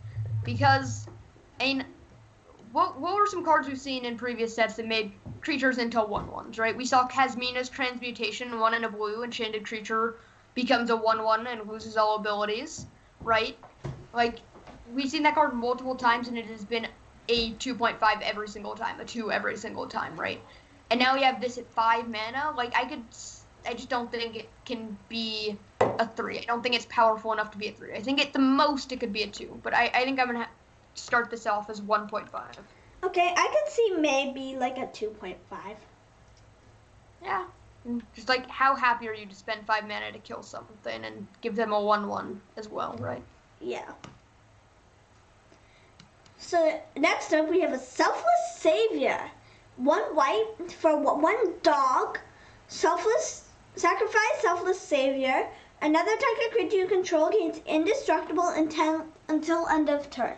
This reminds me of Allseed, just without lifelink, and you don't have to pay a mana. But it doesn't have protection, which is a little worse. I think this card is more of like a 2.5. Yeah, I would give this card a 3. I like this card a lot. This card is very good. Just like being able to save all your things is nice. So our next card up, we have Siege Striker, 2 and a white for a 1/1 double strike human soldier thingy. And whenever Siege Striker attacks, you may tap any number of untapped creatures you control, and Siege Striker gets +1/+1 until end of turn for each creature tapped this way. This card is interesting. It's not like this card you're loving to play on turn 3, right? You won't have many creatures. Then late in the game, like tapping down your entire board to make this big may not be the best thing either, right? I mean, the allure to it is like maybe you can tap down 2 creatures that aren't really blocking or attacking anyways, and make it be a 3 mana 3/3 double strike for a little bit, and hopefully that will either get a chump block or get in for damage, or like just double trade. So I'm not a fan of this card. I think it's like a 2.5-ish card. It is a good place to put your counters though, so I do think this works well with synergies, right? So I can see it being a 3.0 build around. Yeah, I think it's a 2.5. Yeah, I think it's a 3.0 build around and like just a 2 in any random deck. So here we have Speaker of the Heavens, a white mana for a 1/1 Vigilance lifelink. It's actually not terrible for a 1 mana card in the set, right? It's good thing to put counters on. Outrun most of the time though. Yeah, but it's a good thing to put counters on, and it triggers your lifelink synergies. And then it has tap. Create a 4/4 white angel creature token with flying. And activate this ability only if you have at least 7 life more than your starting life total, and only any time you could cast a sorcery. I mean, if you get there with this card, you got there. Like, you did the thing. You paid 1 mana for who knows how many 4/4 flyers, right? So, I mean, this card is great if you are super in on this strategy, right? You're just gaining life with everything you have. Everything in your deck says gain life on it. Then this card could be kind of insane, right? But otherwise, this card is just like, whatever, it's a 2. Yeah, I just don't think it's that good. I think it's a 1.5. Yeah, I would give this a 4.0 build around and a 1.5 normal. Alright, Stunned Shieldmate. 1 mana, 1/3. I don't think it's very good. I think it's Can we more agree on like... 1.5 and move on? Yeah, like... yeah, definitely a 1.5 and move on. Maybe just a 1, who knows. Okay, next card up here, we have Swift Response. 1 and a white for an instant. Destroy target tapped creature. Okay, it's efficient-ish removal. It's not incredible. I'm not super happy to play this card in my deck, but otherwise, like, this card isn't bad. It's a 2.5. I think this card is very strong because there's another card that was like a 3 that was this just at sorcery speed. I think having that instant speed makes definitely a difference, and I think this card is actually a 3.5. Yeah, so it being an instant speed definitely makes a difference. I think that the card you're talking about, Take Vengeance, was pretty bad in the format it was in. It was like a 2. Like, I could see this card maybe being a 3. I'm just not happy about that condition on it, right? Like, I want to be able to kill their build-arounds that are probably never attacking, right? I want to be able to kill their red, green, gold uncommon, right? I want to be able to kill the thing that's bulleting me over and over again. I want to kill the 1/1 that can make 4/4s before it can make a 4/4, right? So, I just not in love with this card because there are mana sinks in this format, right? And it doesn't really kill what you need it to kill a lot of the time. But, like, this card is just cheap, efficient removal, right? It's like, destroy target attacking creature. So, this card is fine. Like, I don't think it's bad, I just don't think it's very good. Alright. On to our next card, Tempered Veteran. 1 and a white for 1/2. 1 white, tap, put a +1/+1 counter on target creature with a +1/+1 counter on it. And then 4 white, tap, put a +1/+1 counter on target creature. So this card definitely works very well in the counters theme, but I think overall it's a 2.5. Yeah, I think this card is a 2.5-ish card, right? It doesn't work incredibly well by itself. You really want to have another card with a counter on it. And I mean, it's not even insane there because it's just a 1/2 body. That body's super small. If this card was a 2/2, this card would be really strong. But just it being a 1/2, I don't know how much I can get behind it. Like, I'm not in love with this card. I think this card is kind of whatever, but I'm not unhappy to put this card in my deck. I'm just not looking forward to it. I'm not excited to being like, oh man, I got a Tempered Veteran, I'm so excited, kind of thing. Next up here we have Valorous Steed, 4 and a white for a unicorn. Another one of those. Jeez, I've never seen one in real life, but they're all over Magic cards. So it's a 3/3 Vigilance, and when it ETBs, create a 2/2 white knight creature token with Vigilance. Woo! This card is fine. It's good. Yeah, I think this card's very fine. I think it's a 2.5. Yeah, this is a 2.5. It does what you want out of your 5-drop. It makes 2 good bodies. Ren Wingmare. It's a Pegasus. 3 mana, 2/1, flying. Non-creature spells cost 1 more to cast all non-creature spells. I think this card's fine. It's a pretty good build around. I think, but just in general, I think it's a 2.5, and as a build around, maybe a 3. Yeah. This card is like a 2.5. It sucks to play against in Vintage with my small Vintage experience of playing Storm and trying to beat people who play Ren Wingmare with it. But yeah, this card is like a 2.5. It's whatever. It does what it does. Yeah. Warded Battlements. 2 and a white for an 0/3 Defender Wall thing, and attacking creatures you control get +1/+0. I mean, I don't hate this card. I don't love it. I think this has the best home in the flying decks, right? You give your flyers extra power, and you block their creatures on the ground. Yeah, I think it's a 2. Yeah, it's a 2. It's not exciting, but it's not bad. You're not hating playing this card. All right, on to our first blue card, my least favorite color. Baron Tellurian Archmage. 1 blue for 2/2. Legendary creature. It's a legendary creature, human wizard. When Baron Tellurian Archmage enters the battlefield, return up to 1 other target creature or planeswalker to its owner's hand. At the beginning of your end step, if a permanent was put into your hand from the battlefield this turn, draw a card. I think this card's fine. It's pretty good. It's a 2/2 body that might return something that's scary, and if you have a counter spell, because I've been seeing a lot of counter spells in this set, if you have a counter spell, you bounce something that's scary and then you counter it. Or you can bounce something of yours that had like a good ETB effect, and then you draw a card as well. So I think this card's maybe like a 3.5. Yeah, this card is strong. It's a Mana War with upside. It's honestly, this card is probably worse than Mana War actually. But I still think that this card is strong enough that it's a 3 or 3.5 level card. So I agree with you there, Dana. Yeah. So now we're up to a card I don't hate, but I know Dana hates. Dana's gonna give this a 0. Dana won't even think about this card. Like, Dana wants us to skip to the next card before we even talk about it. This card is cancel. It's 1 blue for an instant counter target spell. Boom. 2. Next card. Dana doesn't want to say it. It's a 1. 1? Okay. That's better than 0.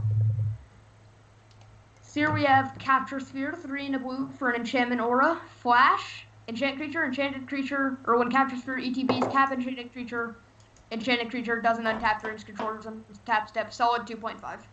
Does things. I think it's actually a 3. It's basically removal.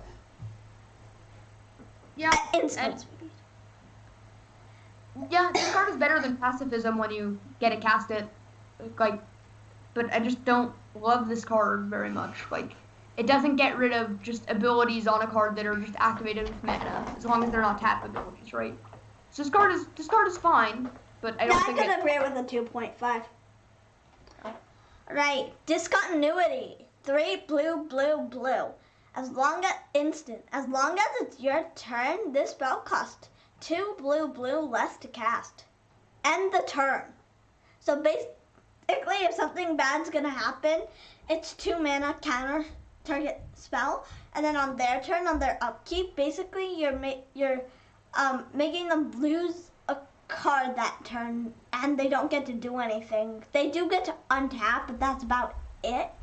I think this card's fine. I think it's like a 2. So, rules question. What happens when you end the turn with one of their, like, spells on the stack? Does that make the spell come off the stack?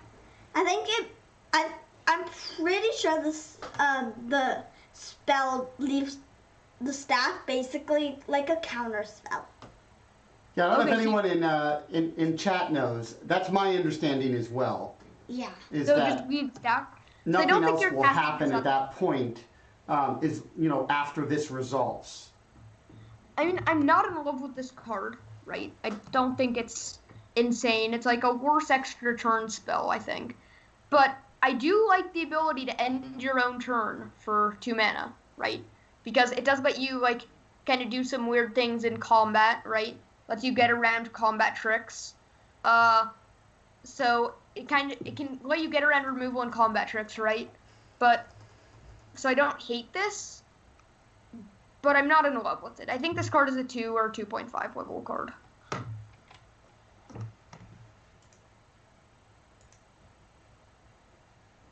All right. Okay, so for our next card, you can go. Yeah. Who's going? What's happening? Okay, so this card is Enthralling Hold, 3 blue for an enchantment aura. Enchant creature. You can't choose an untapped creature as you cast this spell. This spell's target as you cast it. You control enchanted creature. This card has some reasonable downside, right? Having to cast it on a tapped creature means you had to take a swing from that creature. So it's not the best card in the world, right? You're not loving this card as you did like in Bolus's Clutches or that kind of thing. But you're not hating this card either, right? It says kill target tapped creature at the beginning of the next turn. Put that tapped creature or put that creature into the play under your turn, under your control, basically. So like, this card does get a lot worse from just plain old steal effects, but it's not a terrible card, right? It's probably like a 3, maybe a 3.5. I think it's a 3. I definitely think it's a 3. Alright, Frantic Inventory. 1 and a blue, instant, draw a card, then draw a card equal to the number of cards named Frantic Inventory in your graveyard. Basically, 2 mana draw a card. If you have more of them, it gets better. It draws you more cards, but I'm just not a big fan of this card, 1.5. Yeah, this is a nice collect them all card. I don't hate this card actually, because there are blue-red spells decks in this format, right? And you're just going to be drawing a lot of cards in those decks anyways, and so that means you're probably more likely to find more Frantic Inventories. So I think this card is good when you can get like 3 of them, right? Because then you can maybe get a draw 2 once in a game, right? You spent 2 cards to draw 3 cards or whatever, like it's fine. And then maybe, just maybe if you draw all 3 of them, you get this kind of sweet value engine thing going. So I think you want at least 3 of them before this card becomes actively good, but I don't hate the card. I think if you can stake your claim as a Frantic Inventory drafter early in the draft, you have this way to be able to guarantee you get 3 or more, like a Whisper Squad or other collect them all cards I can't remember, right? If you can stake your claim in that... Oh. God, I had my mom's phone with me in my room. Sorry about that. And so this card is just fine. Alright. Frost Breath. 2 and a blue. Instant. Tap up to 2 target creatures. Those creatures don't untap during their controller's next untap step. I think this card's like a mini sleep. It costs 1 less blue. It's an instant. It doesn't tap their whole team down. I think this card's fine. But I think this card's very good. Sleep is good, and it's I think overall better than Sleep. I think it's about a 3.5. So basically, as a mini sleep, you think it's a nap? Daddy, are you gonna do another bad, like the worst dad joke ever? I only do good jokes. No, you do really bad dad jokes. I missed a card. Or no, I didn't miss a card. This card is fine. It's whatever. It's a good tempo card. You can maybe get rid of 2 flyers, right? Yeah, for like a couple turns, like before combat you can cast this. I think it's like a 3.5 for sure. Yeah, 3.5? Wait, no. Wait, what did I hear? I think it's a 3.5. Oh, I would give this card a 2. Or 2.5, maybe. Weird. Okay, so you're really high on this card, then. Mm-hmm. Do you want to explain, like, the situation, Dana? Like, I think... Yeah, it's basically a mini Sleep. I think it's overall better than Sleep. Like, it doesn't tap their entire team. But it's instant speed, and it costs 1 less blue. So I want to ask you a question. So in the last set we saw Frostvale Ambush, and that card was very good. I think that card was a lot better than Frost Breath, just because it had the 1 mana cycling clause, and in that format, 1 mana cycling was kind of the nuts, right? And I still think I would like that card more than Frost Breath in this format, and I'm not, so I just don't know where to see Frost Breath as. Like, are you happy playing this on turn 3 and tapping down, like, their 2 creatures if they have 2 creatures? Like, it's not really a turn 3 play when you're on the play, right? Because your opponent probably doesn't have 2 creatures. Mm-hmm. Okay, so on to the next card, I guess. Ghostly Pilferer. 1 and a blue for 2/1. When Ghostly Pilferer becomes untapped, you may pay 2. If you do, draw a card. Whenever an opponent casts a spell from anywhere other than their hand, draw a card. That person probably not going to happen. Discard a card. Ghostly Pilferer can't be blocked this turn. So I think this card's okay. It's not amazing. I think it's pretty good. You can basically rummage, but paying 2 mana and having a 2/1 and dealing 2 damage to your opponent. I think this card's fine as a 3. Yeah, I like this card. I can agree with your 3. That just makes sense. It's just a solid 3. Ooh, this card is sweet. I like this card a lot. It's Jeskai Elder, 1 and a blue for a 1/2 prowess, which is already really, like, not bad stats, right? And then whenever it deals combat damage to a player, you may draw a card, and if you do, you discard a card. So it's a damage-dealing looter that triggers off all your spells. This card works really well. I'd give this card a 3.5. Yeah, I wouldn't rate it that high. I actually think it's more of a 2. Oh, a 2. Can you explain that? I want to know more about it. I think a 1/2 on its own isn't very good. I think it can be a build around 3 or 3.5, but if you don't have a lot of spells, it's just a 2 mana 1/2 that when it does combat damage to a player, you can draw that you can loot. But I just don't think it's that amazing, so I think it's more of a 2. Yeah, so I think a 1/2 prowess is already a 2 body, and I think the ability when it deals combat damage to a player like really steps it up. So I guess we can disagree here. Maybe I'll go down to a 3. Maybe this card is a 3 and not a 3.5. Yeah. Keen Guildmaster, 1 and a blue for 2/1. Human soldier. 2 and a blue. Target creature gains flying until end of turn. This card's fine. I think it's also a 2. I think this card is a 2.5. I mean, it's relevant in the late game. It's a 2/1 with 2 mana 2/1 with a Zephyr charge on it, right? So it's not incredible, but you're not unhappy to put this in your deck, really. Like, it's just a fine 2-drop, I think. Yeah, I could go up to a 2.5. Library Larcanist, 2 and a blue for a 1/2. Whenever Library Larcanist attacks, draw a card. It's a worse Audacious Thief, because it has 1 less power. But I think it's a 2.5. Actually, I think Audacious Thief is a 3. I think Audacious Thief is just very solid. I think this card is a 1.5. I think this card is unplayable almost.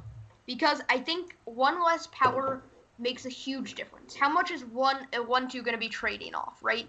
Is a 1/2 going to be killing their 2? Is it going to be trading with their 2-drop? No, it's not. It's just going to be getting eaten by their 2-drop, so you never get a chance to attack with it. And another good thing about Audacious Thief was it can trade with their 2-drop when you play Audacious Thief, and before you even attack with it, you kind of just need a blocker, right? It functions as a blocker. This doesn't. This card cannot block or attack into anything. So you have to really be playing like a super strong tempo deck, in which case it's still just worse than cards like Thieving Armor. Yeah, I could see going down to a 1.5.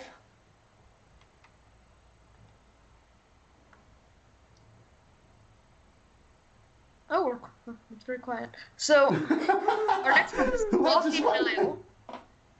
1 and a blue for an instant. Counter target spell unless its controller pays 1. And if you control a creature with flying, counter that spell unless its controller pays 4 instead.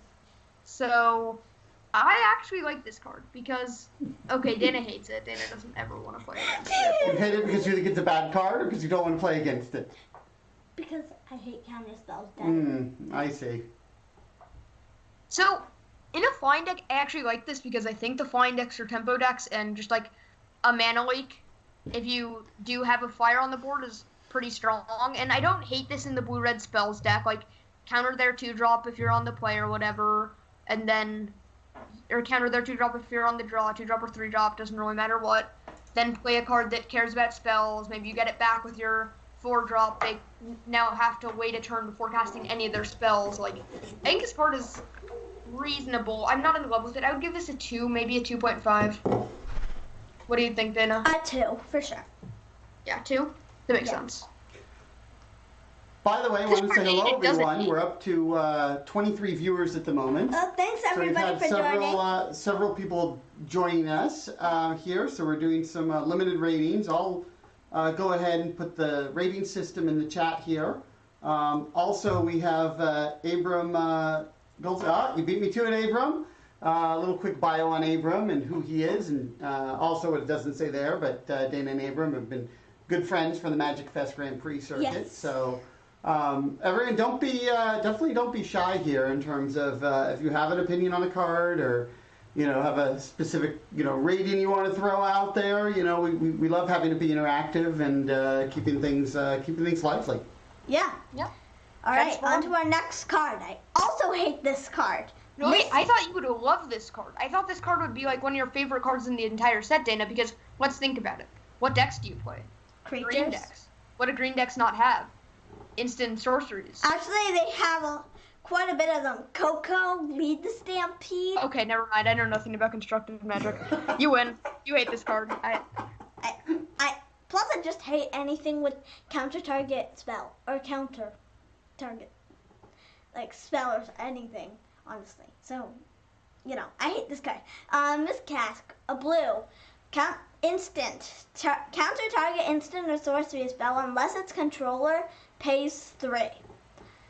Yeah.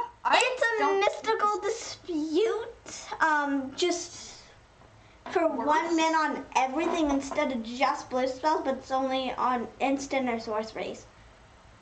I like I this just card. don't- This is a I'm hybrid card. That high on this card, I think this card's also a 2.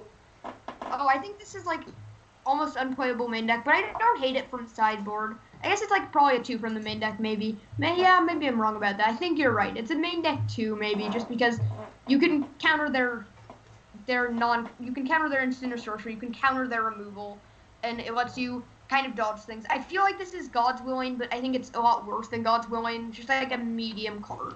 Not in love with it. I think it's better from the sideboard.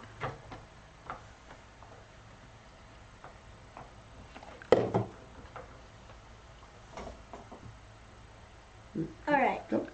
Minstrel Singer, 2 and a blue for 2/2 flying prowess. It's okay, pretty good. I would say it's a 3.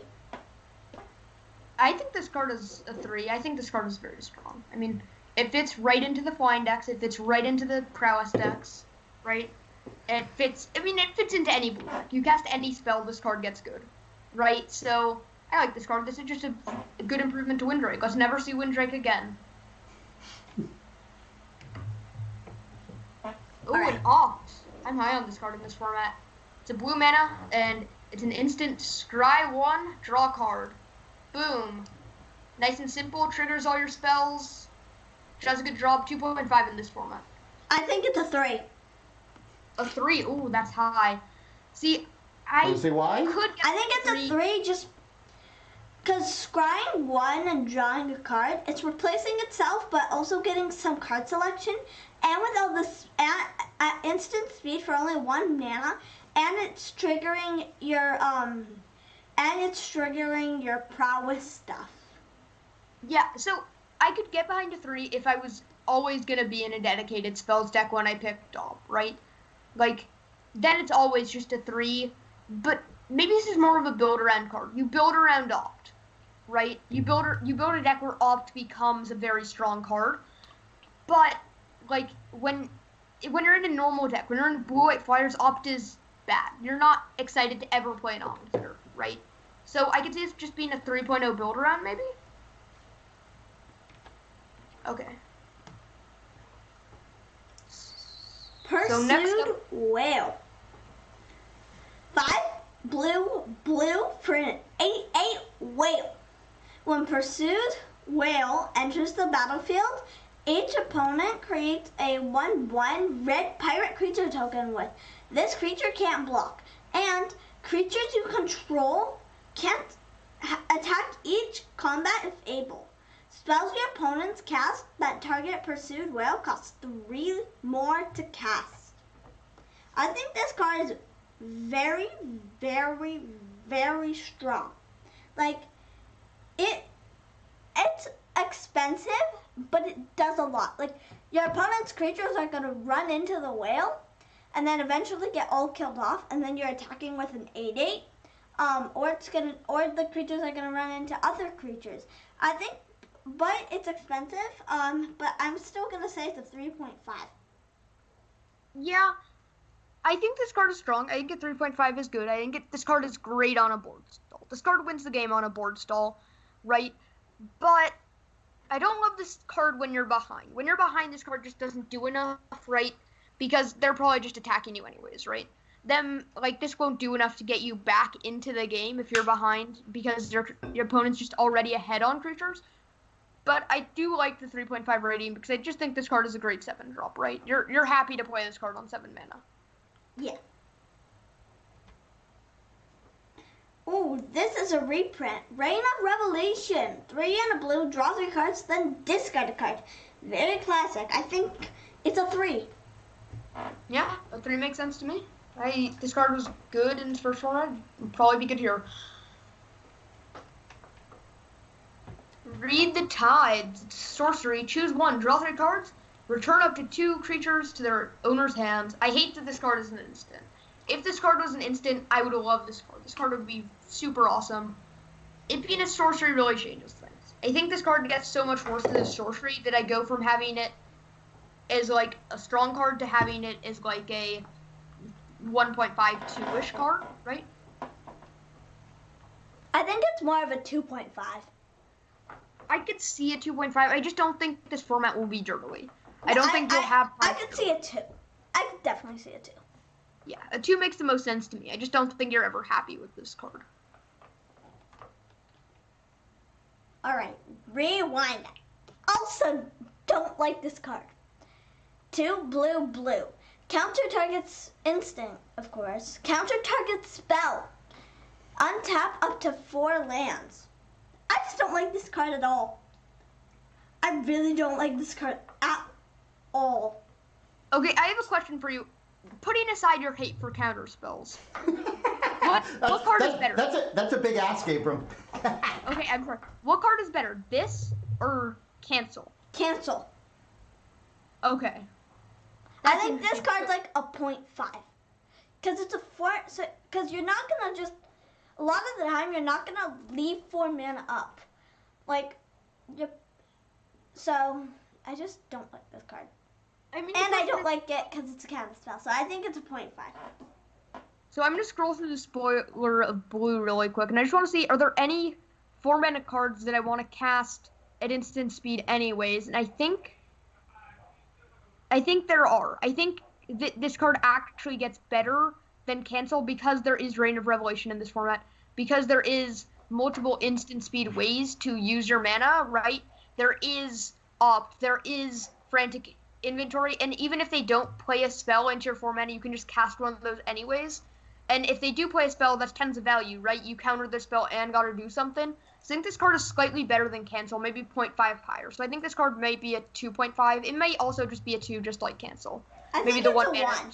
I think then it's a 1. Yeah, you gave cancel a 1, you hate counter spells. So I hate our next card up. Riddle Form. This card is so strong. 1 blue for an enchantment. Whenever you cast a non-creature spell, you may have Riddle Form become a 3/3 Sphinx creature with flying, in addition to its other types until end of turn. 2 and a blue, scry 1. This card is a slam dunk 3.5. 2.5. 2.5? Did you play Hour of Devastation with this card? Hour of Devastation is not in this format. It's not in Limited. No, but he's asking if he's familiar with this card from Hour of Devastation, is what he's asking. Oh, no. I thought Hour of Devastation was the card No, the set.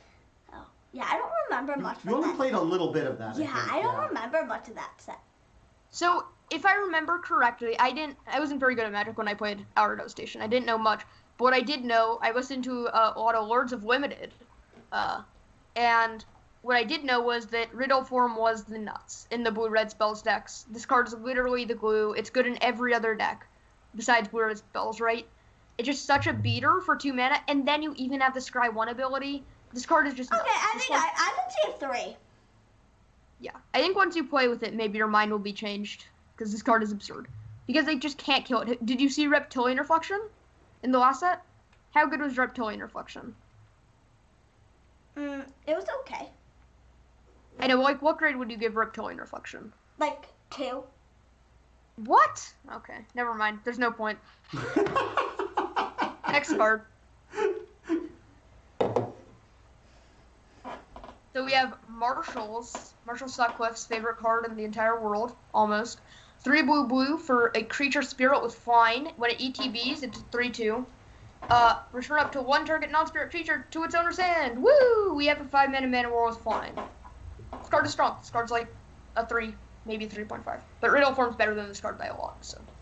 Yeah, I think this card is also a 3. Definitely 3. Okay. Rookie mistake. This card is a rookie mistake. No, playing this card will be though. Yeah, 1 mana. Till end of turn, target creature gets +0/+2, and another target creature gets -2/-0. Yeah, I think this card's a 2. It's not that great. A 2, really? Because I think playing this card would be a rookie mistake. But I don't like this card, right? It just buffs toughness, right? If both creatures are gonna trade based on attack power, it can change that. It not buffing attack makes it unplayable for me. I think this card is a 0.5. Yeah, I can see that. Rousing Reed. So 2 and a blue, enchantment aura, enchant creature. When Rousing Reed ETBs, draw 2 cards, then discard a card. Enchanted creature gets +1/+1 and has flying. I actually like this card because I think it fits well into the flying decks. Like, maybe you make your Bastard's Acolyte into a fire and maybe get some value. But I think this card actually fits best in the Reanimator builds. So, one of your biggest Reanimator things that we're going to see soon is Spine Megalodon. It's a 7-mana 5/7 with hexproof, and whenever it attacks, scry 1. This card lets you get a card into your graveyard to reanimate, right? So you can get that Megalodon into your graveyard, or once you already have that Megalodon in play, you can just give it flying and +1/+1, and that's just super strong. And just like, this card kind of does it all for the Reanimator decks. So I'm a big fan of this in Reanimator, so I think I'm going to give this a 2.5. Yeah, I could see that. I think it's also a 2.5. Yeah. Alright. Blue Shrine, Sanctum of Calm Waters. 3 and a blue, legend, it's the shrine. At the beginning of your pre-combat main phase, you may draw X cards, where X is the number of shrines you control. If you do, discard a card. I think, well, it's eluding every turn. I think it's okay. I think this card's like maybe a 2.5. Yeah, so I think this is not the best Sanctum. I think if you look closely at the Sanctums, the Black Sanctum is the best Sanctum by a full 2 points probably. I think this card is a 2. I think this card is more of a build around card, right? I think this card is a build around 3. I think it's good if you can have another Sanctum in your deck. I don't think it compares to the Black Sanctum though. The Black Sanctum is super good. Like, I don't think any of the Sanctums are high picks except for the Black Sanctum.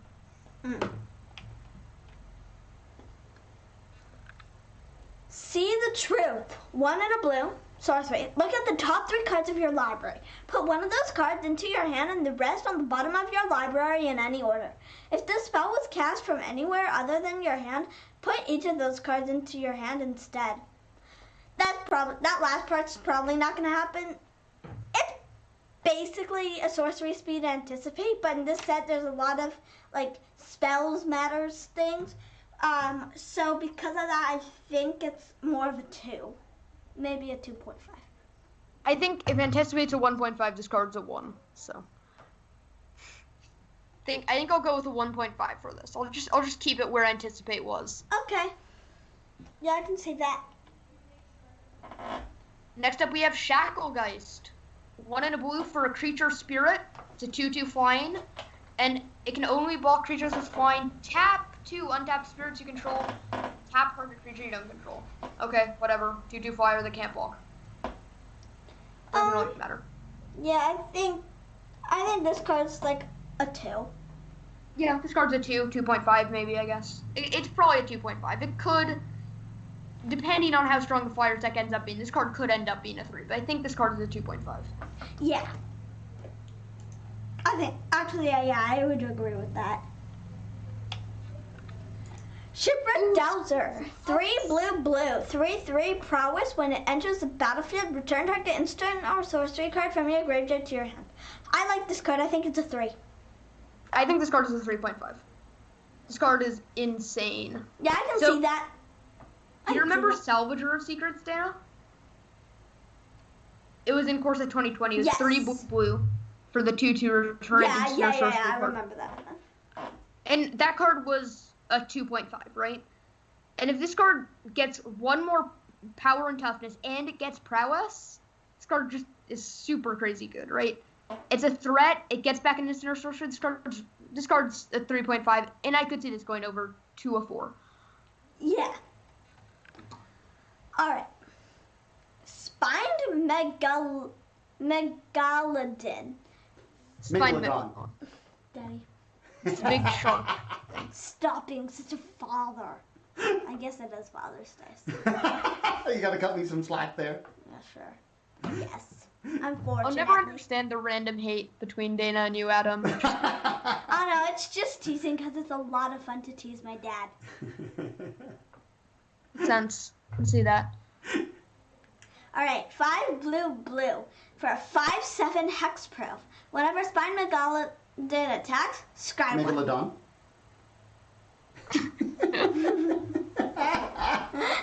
So here we have it, the big reanimation target, 5/7 hexproof, get it down on turn 4, I guess. Yeah, you could turn 4 this with your blue-black reanimation card, and that's just game over, So this card is I think it's more of a turn. around I think 3. I actually think it might be of turn 5, not turn 4.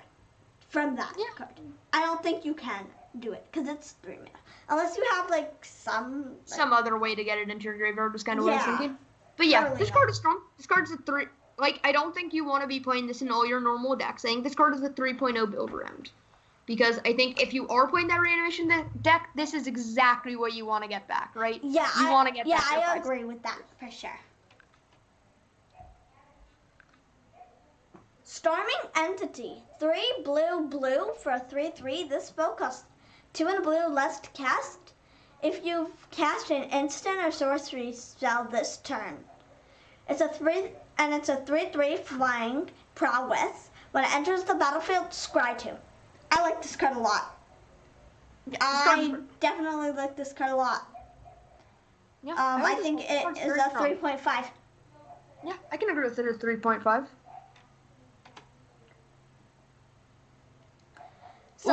This card is nuts as well. Yeah, Sublime Epiphany. 4 blue blue, instant. Choose 1 or more. So basically choose as many as you want. Counter target spell, bill. Counter target activator or triggered ability, bill. Return target non-land permanent to its owner's hand. Create a token that's a copy of target creature you control. That target player draws a card. I like this card. I think this card's solid. I think it's a 3. What? I think this card's a 5. So it's expensive. It's let's very think about expensive. it. Let's assume you do end up countering a spell, right? So you countered their spell, you bounced one of their cards, you drew a card, and you got a creature. That's 4. That's a 4 for 1. Just if you counter their spell, and then let's assume they don't cast a spell that turn, then you return one of their permanents to their hand, you draw a card, and you create a copy of a creature you control. That's still a 3 for 1 for 6 mana, and it's like a good 3 for 1 too. I could see maybe a 3.5. Definitely not a 5. I mean, think how good is it for you if you do end up just countering any one of their spells with this card, Dana? Isn't the game just over at that point? It's just very expensive. Yeah, but I think for a 6 mana card, winning the game is okay. Like 6 mana win the game is still pretty strong. It's not like the 7 or 8 mana stuff. Too. I mean, 6 is different than 7 or 8. Yeah, I could see maybe a 4, definitely not a 5. No, I'm gonna stick with my 5. I can maybe move down to 4.5. But this card is nuts because, the best way to think about that card is even if you don't get to counter a triggered ability or a spell, it's still just a 3 for 1, and it's a good 3 for 1 too. Because I would pay 6 mana to create a copy of a creature I control and draw a card, and even getting to bounce something on top of that is very strong. Yeah. And also, the other thing that is pretty good at is you can return it to your hand on top of that. So, anyways, next card. You say this card. I just don't like this card. I think this card is nuts as well. I don't think it's a 5. I think it's a lot worse than. I think it's worse than the last card. But this is 2 and a blue for a legendary planeswalker Teferi. It enters the battlefield with 3 loyalty counters. It has a static ability. You may activate loyalty abilities of Teferi, Master of Time, on any player's turn anytime you could cast an instant. This does mean you can activate it twice in a turn cycle. So its +1 is draw a card, then discard a card. Its -3 is target creature you don't control phases out. And its -10 is take 2 extra turns after this one. So this card is great. So I think it's hard to notice it first. When you first read this card, it just seems like a 4-mana, 3 loyalty planeswalker. That's like not, you're not excited about that. But when you read it more closely, you're like, wait, this is a 4-mana planeswalker that after its first turn cycle has 5 loyalty, assuming you don't phase anything out, and you've drawn 2 cards and discarded 2 cards, and it ults super quickly, and it has just instant speed, flicker effect. So you can get around removal, and it grows fast. It's +2 every turn. So, this card is very strong. I think it's a 4.5. I just don't like Teferi himself. So. Yeah, 4.5 makes sense. I would go for a 4.5. It's worse than the Epiphany, but it's still very strong. I think it's better than the Epiphany, but Epiphany does so much. So we follow up a 5 and a 4.5 with a Teferi's Ageless Insight. 2 blue for a legendary enchantment. If you were to draw a card, except the first one you draw in each of your draw steps, draw 2 cards instead. Boom. What do you think, Dana? I think this card is pretty good. I think it's like a 2. It's okay. I think this card is unplayable by itself. I think you need to build around it. And when you do build around it, if there's some card that can keep you from decking, I think this card is insane with one of the nuts uncommons we'll see. Actually, next card probably, Teferi's Tutelage. So I think let's move on to the next card so that we have a better thing to talk about with Teferi's Ageless Insight. Oh no, this is Protege. I was wrong. Well, One more. Yeah, this one's One more. Teferi's. So Teferi's Tutelage. So this card I am super duper high on. It's 2 and a blue for an enchantment. When it ETBs, draw a card, then discard a card, and whenever you draw a card, target player mills 2. Or target opponent mills 2. This card is nuts, right? Because it's just like, I'm going to play my Wishcoin Crab, I'm going to play my 2/5, I'm going to play my 0/3, I'm going to play my whatever, and I'm just going to block, and you're just going to die. And every single card that I play that draws a card, it advances the game by 1 turn. You die 1 turn sooner, right? And with Teferi's Ageless Insight, this is actually a pretty sick combo. You go turn 3 Teferi's Tutelage, turn 4 Insight, turn 5, cast like an Opt or 2, and it's game over, right? Opt says draw 2 cards. You could cast, theoretically, you could cast 5 Opts and draw 10 cards and mill for 20. So, that's a pretty good combo right there. I mean, Teferi's Tutelage is already a pretty nuts card, but the Teferi's Ageless Insight makes it a lot better. So I would give the Insight a 2.5 build around, maybe. I don't think it's playable by itself. Yeah, I think 2.5, and then the Tutelage a 2.5 as well. Oh, I give the Tutelage a 3.5, maybe a 4. Well, I maybe bumping up to a 3, but Yeah. Or I guess you could call it a build around, right? A 3.5 build around, a 4 build around, right? Yeah. All right, on to our next card, Teferi's Protege. 2 and a blue for 2/3, and then 1 and a blue, and tap it to loot. I think this card's fine. I think it's a 2.5. Yeah, I think this card's a 2. I'm not excited about it. Yeah. Yeah, we already did the card. All right. Tide Skimmer, 3 and a blue for a creature Drake 2/3 flying. Whenever you attack with 2 or more creatures with flying, draw a card. This card is actually kind of sweet. I think what you're trying to do with it is get it activated as soon as you play it. You want to activate that ability on turn 4 because you played a 2-drop with flying and maybe another 2-drop with flying or a 3-drop with flying or something that just lets you trigger it as soon as it comes down. But as long as you can start getting triggers from turn 5 onward, this card is good. And if you ever cast this card on turn 3, it's also extremely strong. So yeah, I think it's a 2. Yeah, I would give this card a 3. Okay. Or I guess we could say build around 3.5 maybe, and normal 2.5 is what I'll go with. Okay. I could go with that. All right. Ooh, card draw payoff for our blue-green friends. Tellurian Kraken. 4 blue for 4/6. Whenever you draw a card, you may pay 1. When you do, you may tap or untap target creature. Yeah, this card's great. If you ever draw cards instant speed, it makes Op better. I guess Op does work well with card draw synergies as well, right? Totally forgetting about that the entire time in my head. I just like kind of disregarded that entire mechanic because I don't think it's too well supported. But this card is definitely payoff for that, right? Tap things, untap things at instant speed. They just can never attack you with anything because they do. Maybe you'll untap a creature or just pre-combat. Okay, I don't like your thing. Basically, a snare tactician for whenever you draw a card, right? Yeah, So- I think it's a 2. Whoa, that's way too low. I Okay, think this card maybe is a 2.5. I'm gonna go with 3.5 here. Okay. Tome Anima. 3 and a blue for 3/3. Tome Anima can't be blocked as long as you drawn 2 or more cards this turn. That's okay. I think it's also a 2. See, I guess we haven't been pointing out much, but this is a spirit, and it's a 3/3. Spirit actually, that we learned earlier, is a slightly supported archetype. Like, there's a spirit payoff, but I don't think that's too relevant. Yeah, this card is okay. It's another, like, card draw payoff. It's kind of like that dorky 4-drop that kind of fulfills the payoff role, right? It just, like, might be another way to do some damage just to help the deck come together a little bit more. So, I don't hate this card. It's like a 2.5.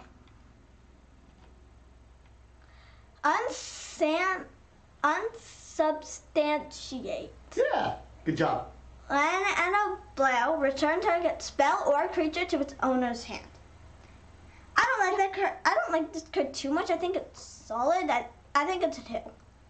I think it's a 2.5 or a 3. I mean, like, you can return target spell or creature to its owner's hand. It's just such a big tempo play, right? Like, okay, put your thing back in your hand. Like, it's a bounce spell, but you can do it on spells as well. So you can, let's say they wait a whole turn to kill your creature with an instant speed removal and are going to kill it on end step. Boom! Go back to your hand. You have to wait another turn kind of thing, right? So just a good tempo play. Yeah. Alright. Medallion Arcanist. 1 and a blue for 1/3. Tap, add a colorless, spend this mana only to cast an instant or sorcery spell. I don't like this card that much. I think it's a 1.5. What do you think, Abram?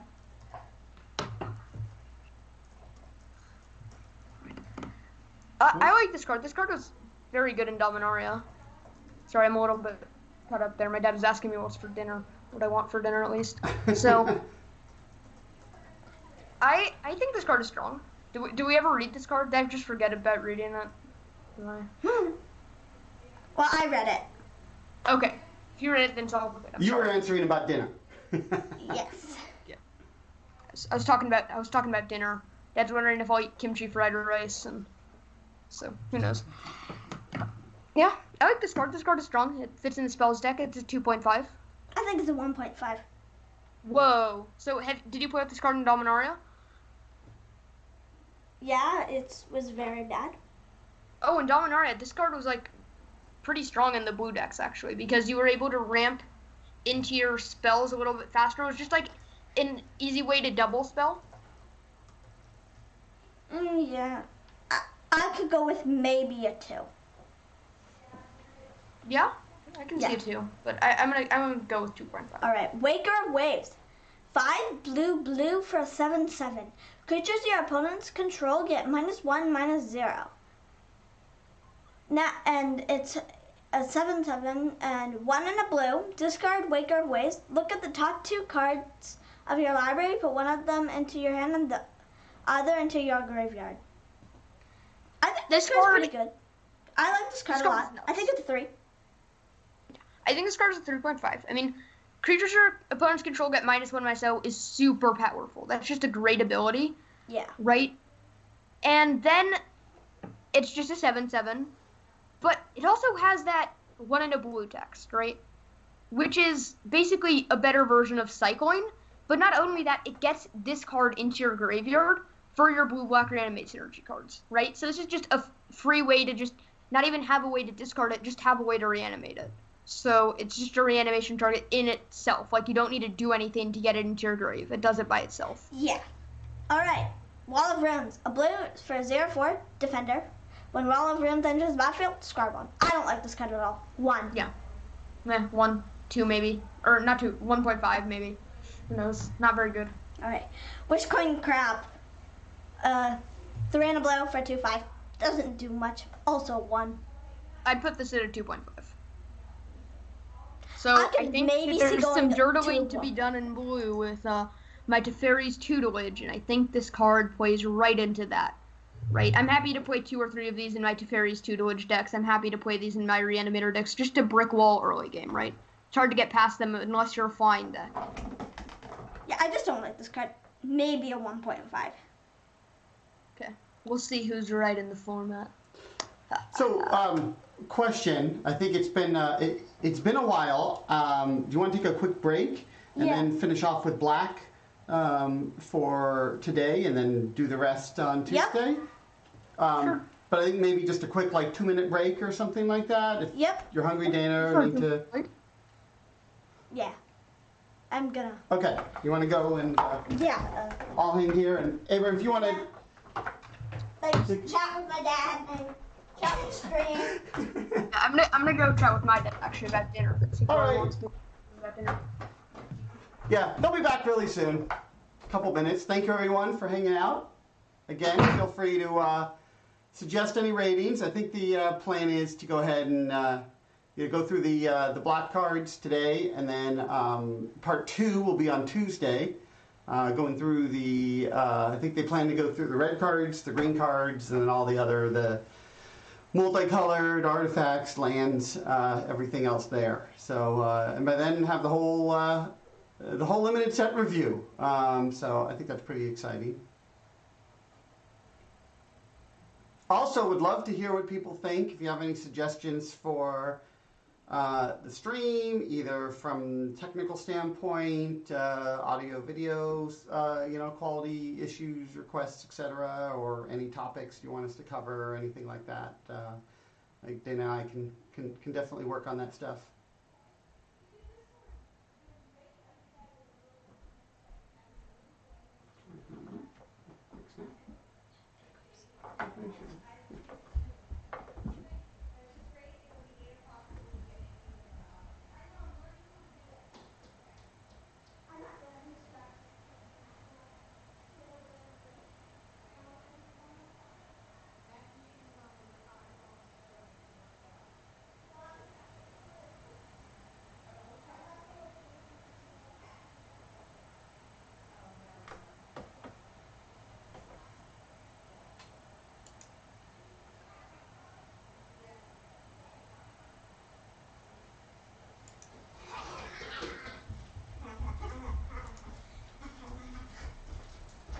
Nope, I hear Dana coming back now. Yep. Seriously? I asked Mommy. You want to show people what you consider to be your snack? Yep. This Okay, give me 1 sec. I'm gonna is get some my water. snack. Best snack in the world. Marshmallows. Oh, lucky! I just went camping and I ate so many marshmallows. My brain exploded. There were so many s'mores. It was Yeah, my delicious. sister and her friends make s'mores a lot. I'm Get the glad it was perfect golden Mommy brown. that you have that, not me. I asked. Okay, well I'm gonna go get a cup of water and I'll be back in 1 sec. All right. Okay, you have water. That said, Dana, since you brought these, I might have some as well. Go ahead. But only since you have them. So it's a good thing. Maybe.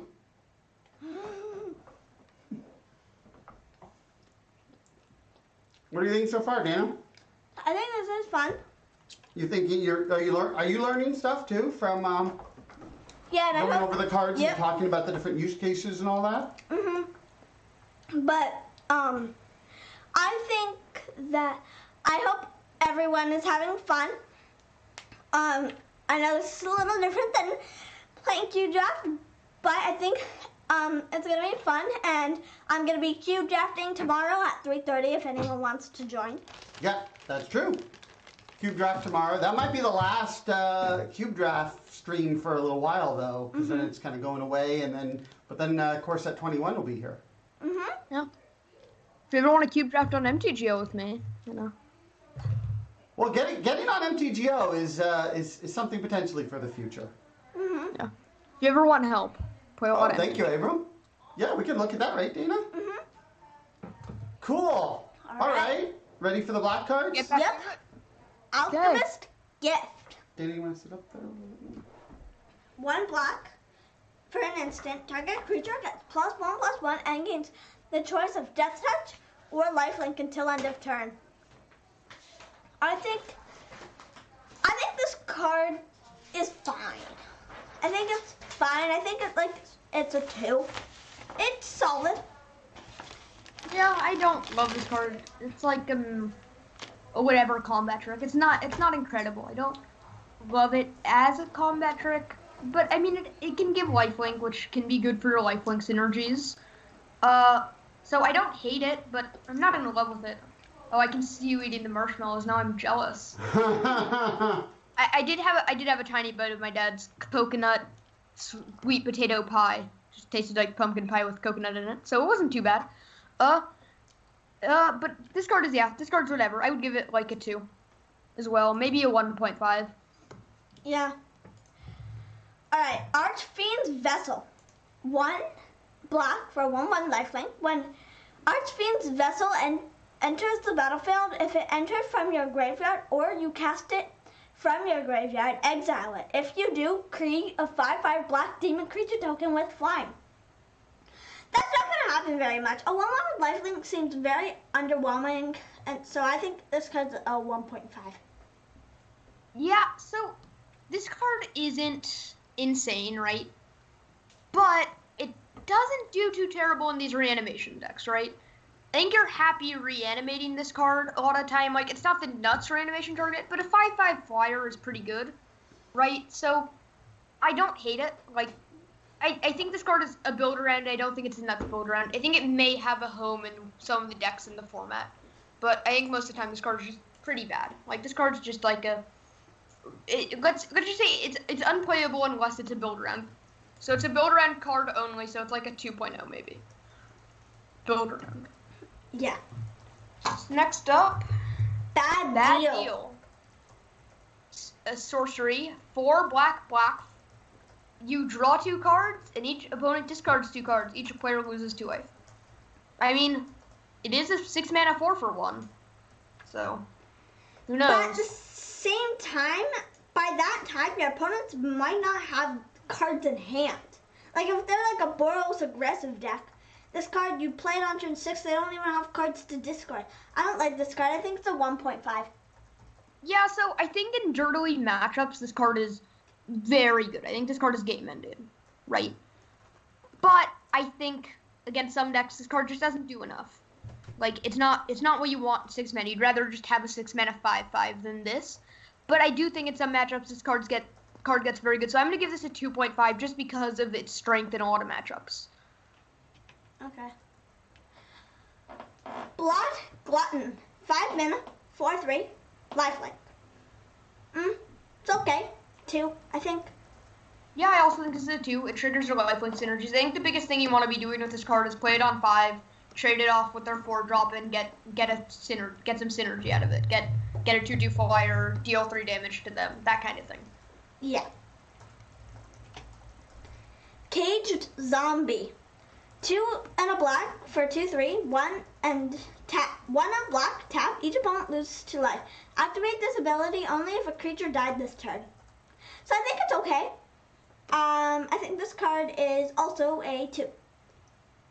So this card is interesting. The first 3 or 4 reads, I didn't really realize what this card did in like a way that actually seemed good. And reading it now has kind of changed my mind. Just like another glance over. I think this card has taken me a lot of glance overs to even understand like really what it does and how good that ability is, or how much better it makes the card.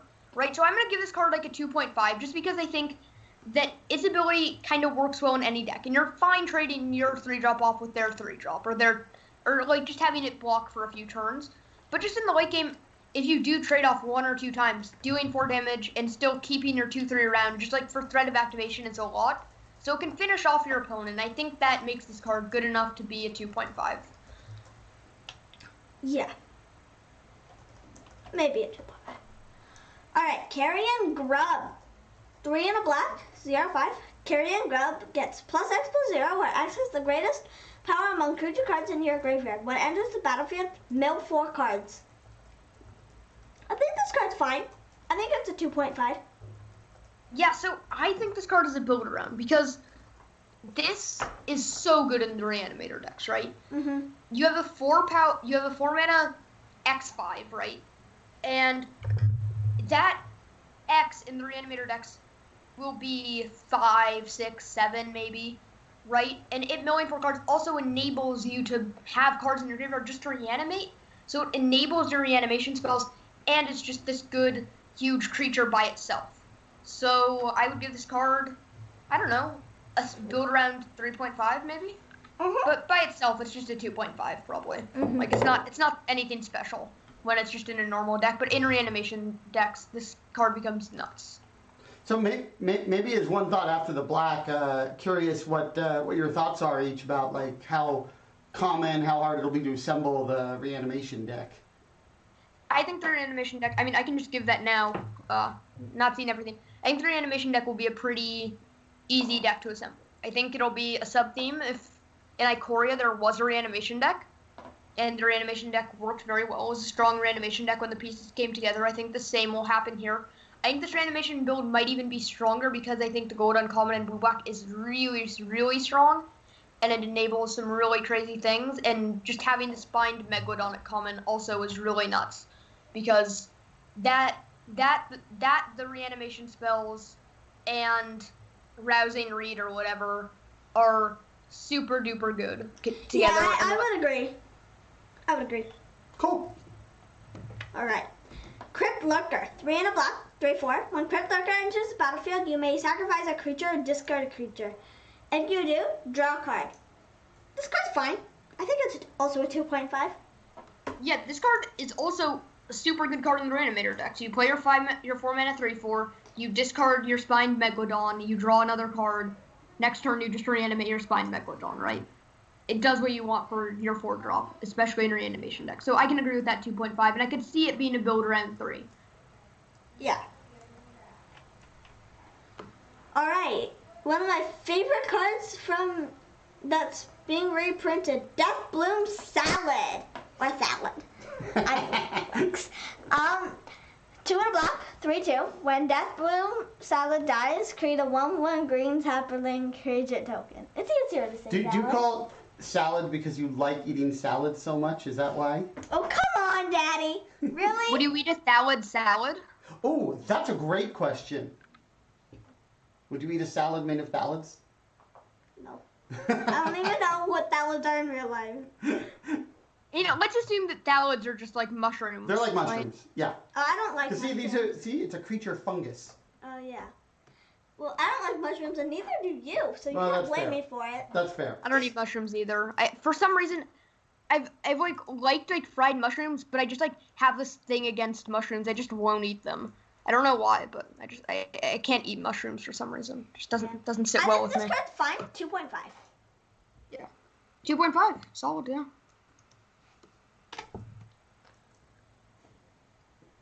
I love how so much more time was spent talking about random nonsense than the card on that one. I mean, I think that makes it fun. I don't like listening to Magic podcasts or stuff with no nonsense in them. No nonsense just makes it boring. That was a healthy dose of nonsense, though. Yeah, it was. It was. All right. How much nonsense becomes an unhealthy dose of nonsense? I think it's very situation dependent. That I can agree with that. When it comes to salads, I don't think there's any limit of nonsense, you know? This is fair. This is totally fair. All right. Back to the cards. Yeah, back to our regularly scheduled program.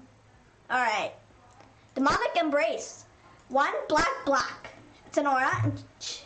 Enchanted creature gets +3/+1, has flying, and is a demon in addition to its other types. You may cast Demonic Embrace from your graveyard by paying 3 life and discarding card in addition to playing its other costs.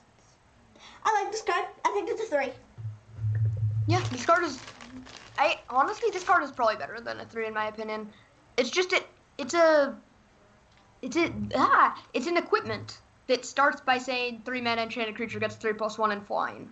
So, like, you just put this on every creature you control as soon as it dies, and this just makes every creature into this ginormous threat, right? You put this on your 2-drop, and it becomes a 5/3 flying. Like, how's your opponent going to deal with that? And then once they cast their removal spell, you just go, okay, I'm going to pay 3 life and discard a card, and I'm gonna put Demonic Embrace onto another creature I control, and then it's like, okay, they have to kill it again and again and again, and they just don't have that much removal. This card makes every creature you control into a ginormous threat. Yeah, I could say maybe a 3.5. I could see a 4 on that card as well. Oh wow. Thinking high. All right. All right, Duress, black. Target opponent reveals their hand. You choose a non-creature, non-land card from it. That player discards that card. I'm not a big fan of it. 1. It just doesn't do much in Limited. I like Duress. I mean, Duress is just a nuts cube card and stuff, but I would give this a 2.5 sideboard card, maybe. I don't want to main deck Duress. Yeah, definitely not main decking that. But if they do have a bomb, it gets better. They have Bastard Ket, they have Sublime Epiphany, they have Teferi. Like, bye, get out of here. Yeah, especially Teferi. I just don't like that card. I just don't like Teferi just because he's control, and I don't like control. Would you dislike Teferi if it was on your side of the battlefield? Yes. Okay. There are some cards I dislike. I cannot dislike a card that lets me win the game. That's not in there. Well, it's because I just don't like Teferi himself. I mean, that card's good, and I'd be glad to have it, but it wouldn't change my opinion on Teferi. Okay. So winning a game with Teferi won't change how much you hate Teferi. Yep. Okay. That makes sense. I can see that. All right. Eliminate. 1 out of black. Instant. Destroy target creature or planeswalker with converted mana cost 3 or less. Basically a removal spell. I think this card's pretty good. I think it's a 3. I would give this card a 3.5. I think this card's great. Yeah. Just being able to kill their early drop, like, that just does a lot of work, especially when multiple signpost uncommons are less than 3 mana. So, yeah. Just being able to kill their value card is super important. Yeah. Fatigued Imp. 1 and a black for a 1/2. Flying. Black. Fatigued Imp gains death touch. I think, by the way. Just saying. Daddy, are you being good? Yes, I'm helping you pronounce things better. Oh, Daddy. Hey, I have the benefit of having heard the word before. Yeah, but you can just let me not correct me. Uh-huh, I see. Okay, anyway. Alright, gains death touch until end of turn. It's a fun card. I think it's a 2.5. 1.5. I just don't think a 2 mana 1/2 flying with an ability that's really not strong is ever gonna get there. Even if it just had death touch instead of having that ability. I could see a 2. Sorry. 2. Yeah, I just think that even if it had just death touch, it would still just be a 1.5, maybe a 2. So I have it a 1.5 here. I have it 2. Vanishing Blow. 5 mana, instant, destroy target creature or planeswalker. I think this card's very good. I like this card a lot. I think it is a 3. I think this card is a 2.5, maybe. This card is either a 2 or a 2.5. Like, I would like to say in the middle between those. I guess I'll just go with 2.5 for now. I don't like this card very much. Too expensive for my removal. Yeah, it's a little expensive, but I could see a 2.5. Yeah, makes sense. All right. Gloom Sower. 5 black for 8/6. Whenever Gloom Sower becomes blocked by a creature that's That creature's controller loses 2 life and you gain 2 life.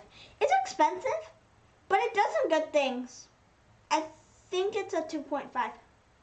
Yeah, I don't think this card is very playable by itself.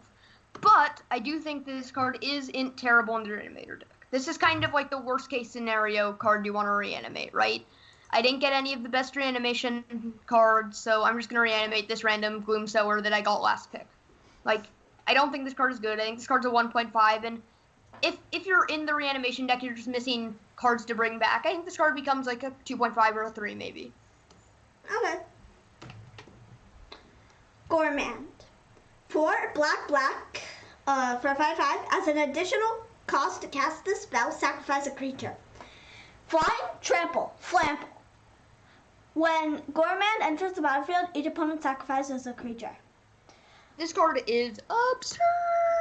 Yeah, I think this card's also pretty good. I think it's like a 3.5.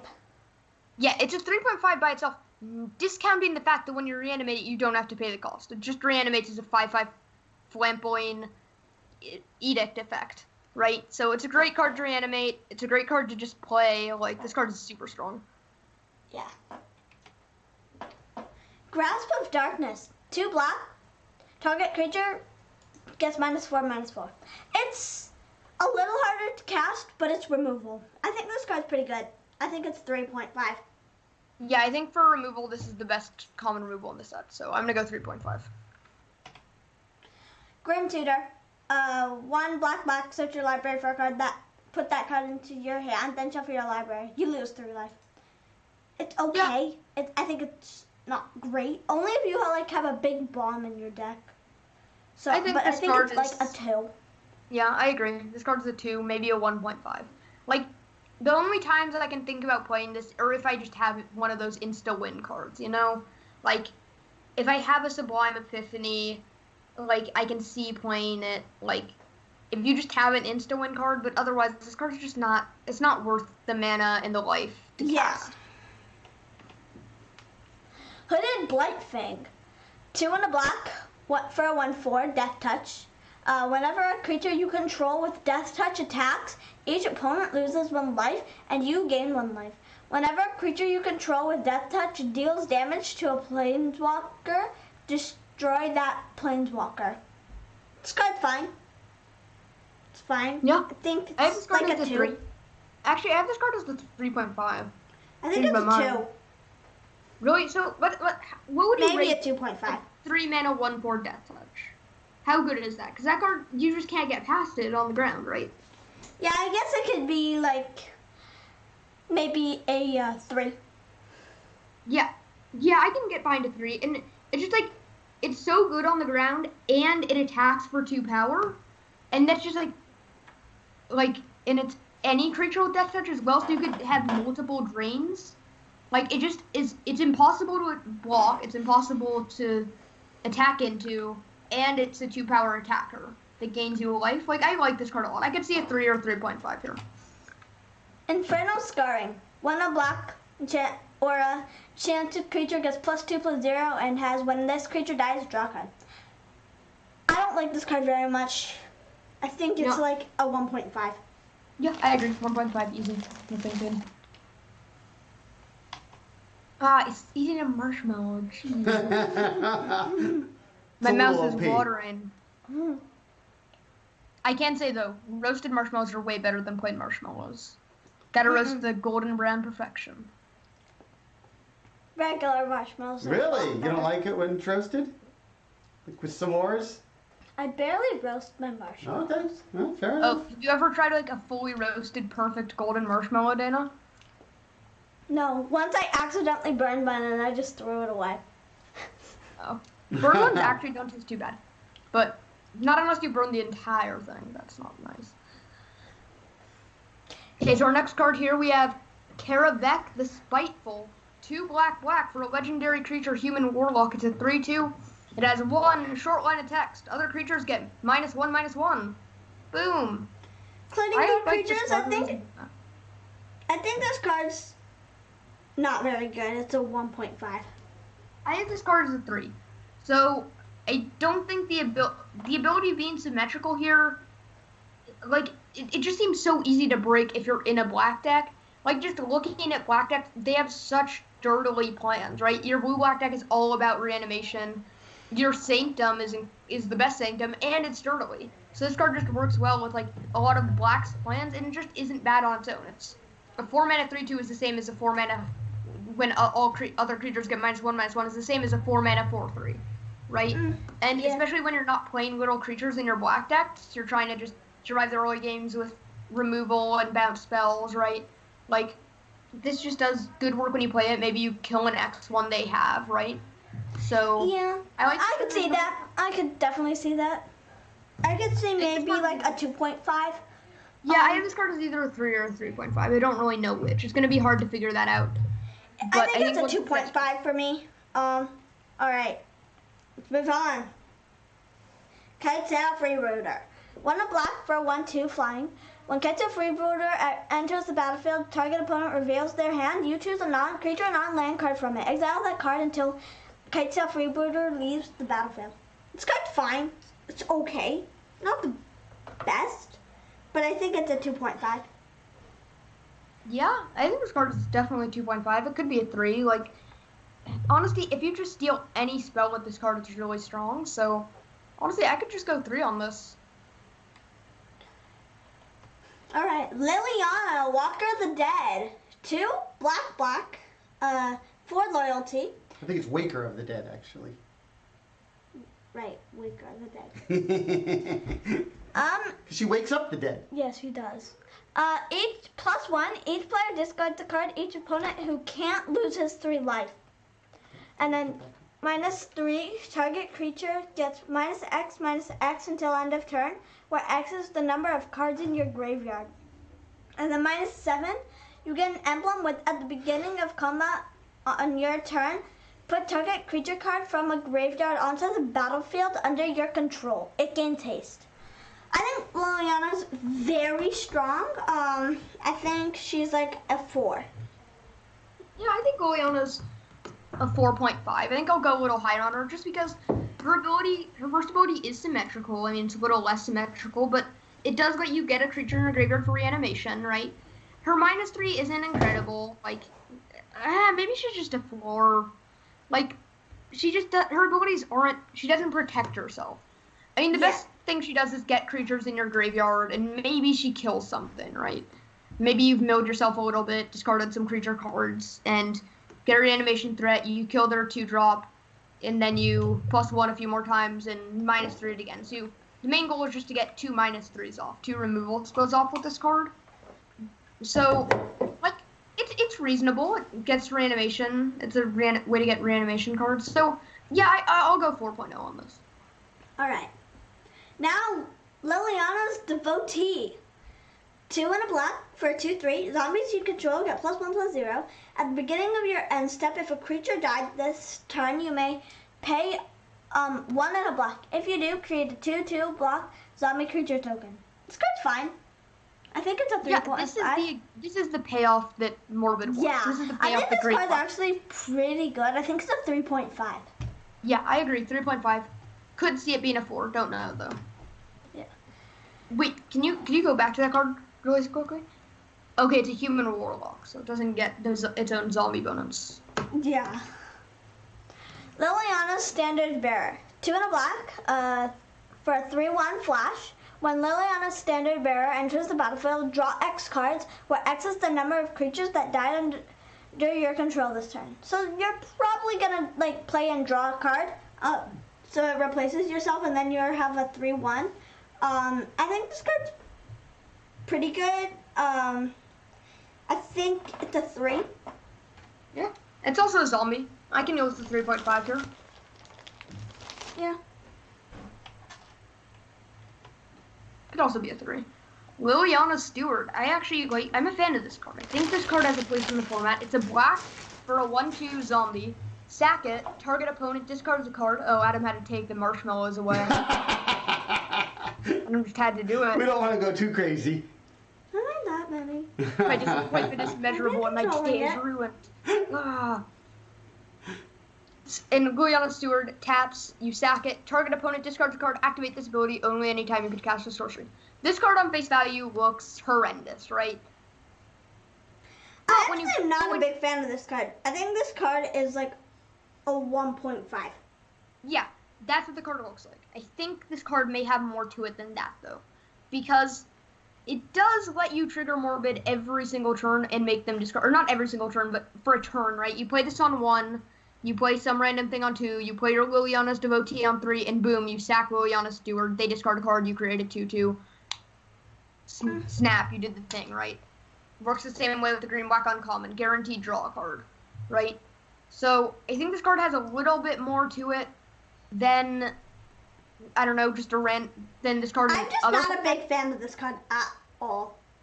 Yeah, I don't think this card is good. I just think that it may have a home. So I think this is more like a build around 2, right? In some of your decks, it actually has a home there. It's actually not bad.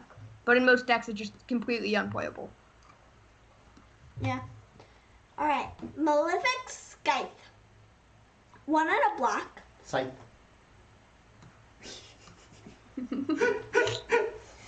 Daddy. Hey, it's good. It's good lessons in reading and pronunciation, right?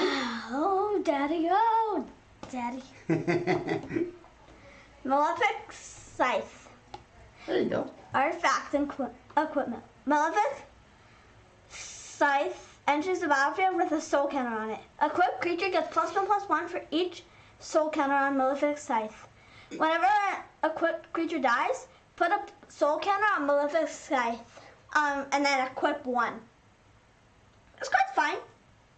I think it's a 2.5. Is it weird to call this card a 4? Is this card just a 4? This card may just be a 4. This card is nuts. I think it's 2.5.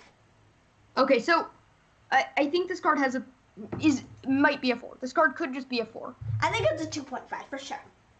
So let's I just want to talk to this card really quickly and like what it does.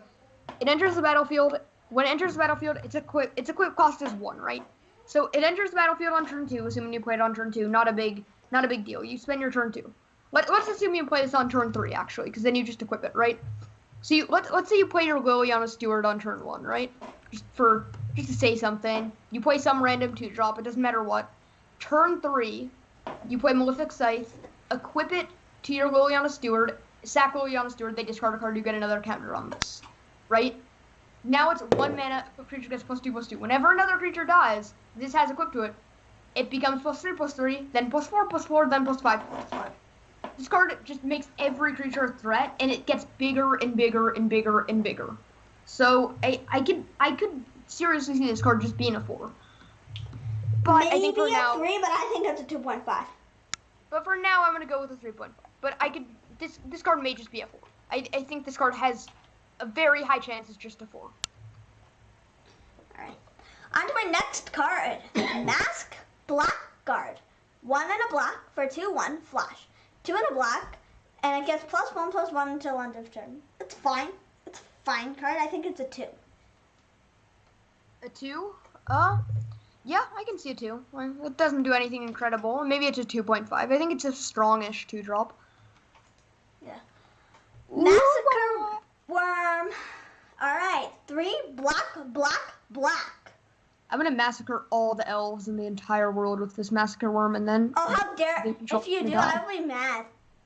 I mean, but, like, you're playing elf. Legacy Elves, right? You make, like, 10 elf tokens. I play Massacre Worm, I deal 20 damage to you. 1-card combo, you know? Never mind. No. Yeah, but I have Elf Lords. Double Archduke, I'm fine. Or triple Clan Collar, and I'm fine. Not on Pauper Elves. Pauper Elves doesn't have... Pauper Elves is better than Modern Elves, but it doesn't have Yeah, but you any... can't play Massacre Girl and Pauper. Massacre Worm. Or Massacre Worm. It's a mythic. Oh. But in Legacy you could. Maybe. Who knows? But anyways, on to reading magic cards. Alright. When it enters the battlefield, creatures your opponent's control get -2/-2 until end of turn. Whenever a creature an opponent control dies, that player loses 2 life. This card's fine. I also like this card a lot, actually. I give this card a 5.0. I think it's a 3. What? Not a 5? It's not a 5, Dana? No! It's very How is it expensive not a and 5? very hard to cast. I could maybe bump it up to a 3.5 or a 4. well, let's just talk through any turn 6 where you play Massacre Worm, right? Let's just say you play this pre-combat, right? Let's say you kill one of their X2s, you know, maybe you get 2 out of the deal, and their 5/5 becomes a 3/3, and their 3/3 becomes a 1/1, and their 4/4 becomes a 2/2, right? And then you just attack with your random 2/2s and 3/3s, and boom, they're just dead because they can't really block because they're gone. They took damage. Now, whenever a creature they control dies, they lose 2 life. And also, there's like go wide themes. Every single 1/1 they have. Yeah, I can see maybe a 4, not a 5. It's a 5. I'm going 5. This card is. Alright, this card fine. is You can go 5. Give me the credit. Alright, Mind Drop. This card's never been really good. 2 and a block. Target player discards 2 cards. Drop late in the game. It does like nothing. I don't like this card at all. I think this card is like a 1.5. 1.5. I'm gonna give this card a 2. I don't hate that. You can make yourself discard 2 cards and put some reanimation targets in your graveyard. We were all about that. A lot of the cards in black really contribute to that in blue, but that's not what you want to be doing with Mind Draw. That's like worst case scenario. So I have had some funny Mind Draw yourself scenarios in Hour of Devastation where for the cycling, instead of it saying whenever you cycle a card, or just whenever you discard a card. So you could do some shenanigans where you like double trigger your cycling payoffs by making yourself discard 2 cards. We're not gonna do that in this set. So. Yeah, you're probably not making yourself discard 2 cards. Alright, Necromantia. 1 black. Sorcery. Choose a card name other than a basic land card. Search target opponent's graveyard, hand, and library for any number of cards with that name and exile them. That player shuffles their library. That then creates a 2/2 black zombie creature token for each card exiled from their hand this way. I don't think this card does anything limited. I'm gonna go a 0. I'm gonna go 0.5.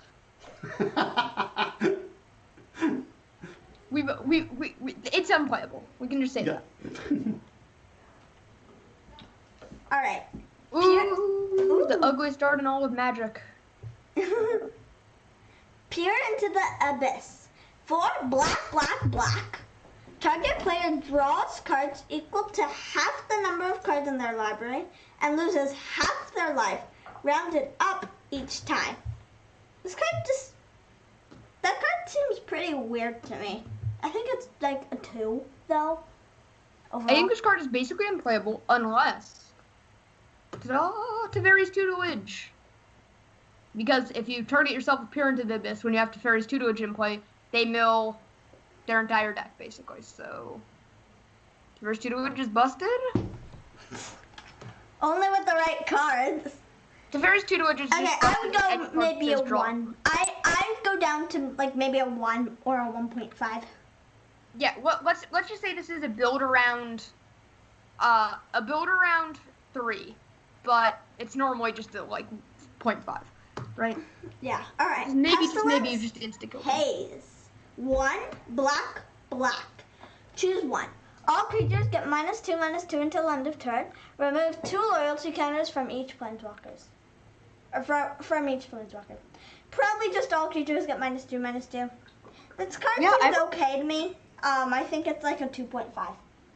I would give this card a 3, build around 3.5. Because I don't think in your average black deck this card will be nuts. But I do think that in your average Reanimator deck this card will be extremely good. Because, I mean, everybody getting -2/-2 when you don't have anything in play, or your only things in play are big creatures. This just is a perfect 3-drop because you just got to get rid of that early game that your opponents are having, and then just swing and that'll just change the entire game for you, and it will put the entire game in your favor. So I like this as a build around 3.5. All right. Rise again. 4 and a black. Return target creature card from your graveyard to the battlefield. It's recursion. It's recursion. I think it's okay. It's kind of expensive, so I think it's like a 2. I would give this a build around 3.5 maybe, but probably more like a build around 3. All right. Because this is your way to reanimate everything. This is the linchpin of your Reanimator deck, Abram. Yeah, the Reanimator deck is actually going to be really good in this format because just like you have access to these really good cards that we've been seeing in black, and that just keeps the entire deck alive. So I'm pretty excited. This is going to be a very good reanimator deck in this limited format. All right. I want to read this card because this is my college shot. I'm calling this as like the best uncommon from the start, or very close to it. So this is Sanctum of Stone Phase. It's 1 and a black for a legendary enchantment shrine. At the beginning of each pre-combat, or of your pre-combat main phase, each opponent loses X life, and you gain X life, where X is the number of shrines you control.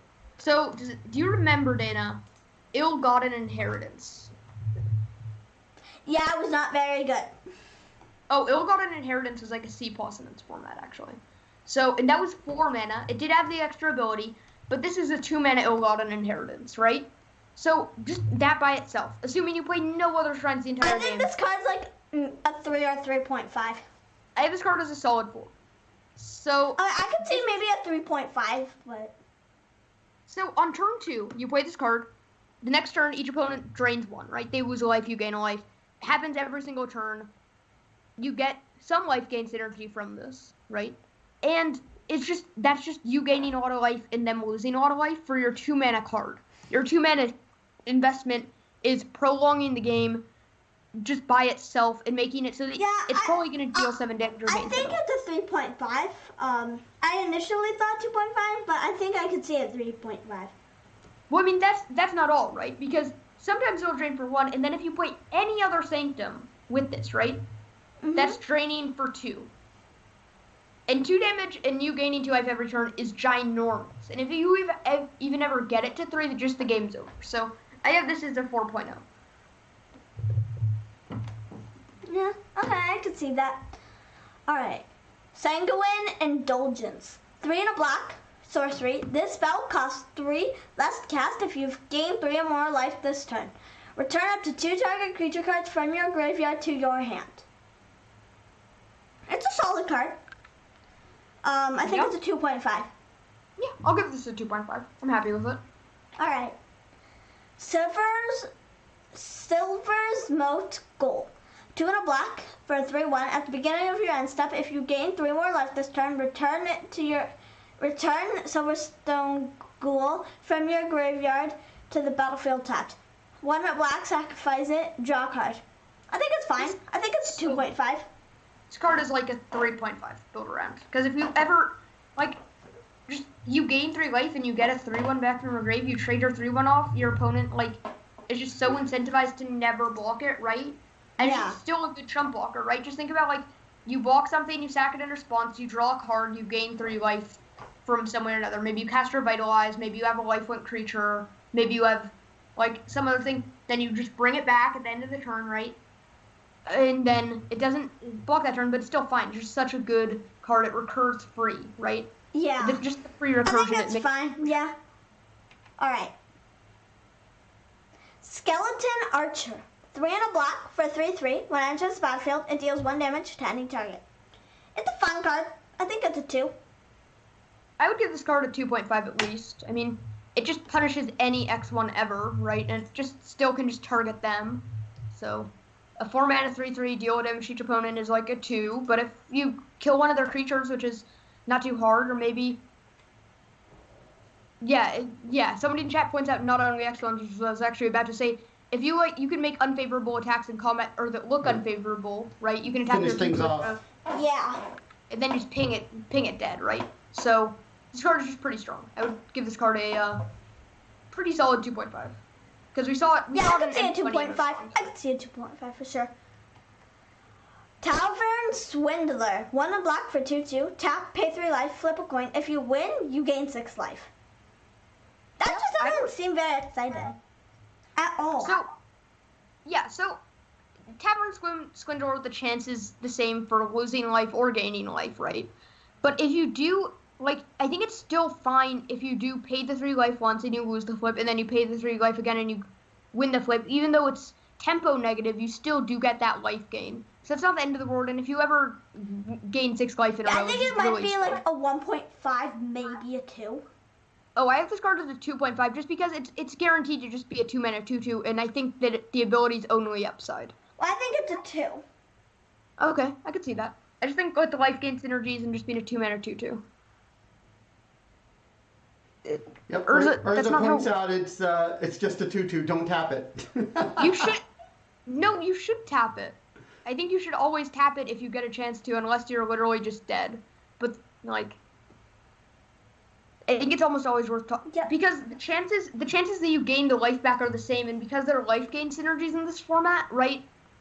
Like it's only upside, assuming that you have it's 50% chance for both, right? And if you just have the chance to just randomly gain 3 life. Are you assuming though, Abram, that you have life gain synergies that are out there? Yes, I'm assuming you have life gain synergies. Okay, I think that's the key, which is a very valid thing to consider, because I think if you do, then there's a lot more upside, and on balance, you're going to come out ahead.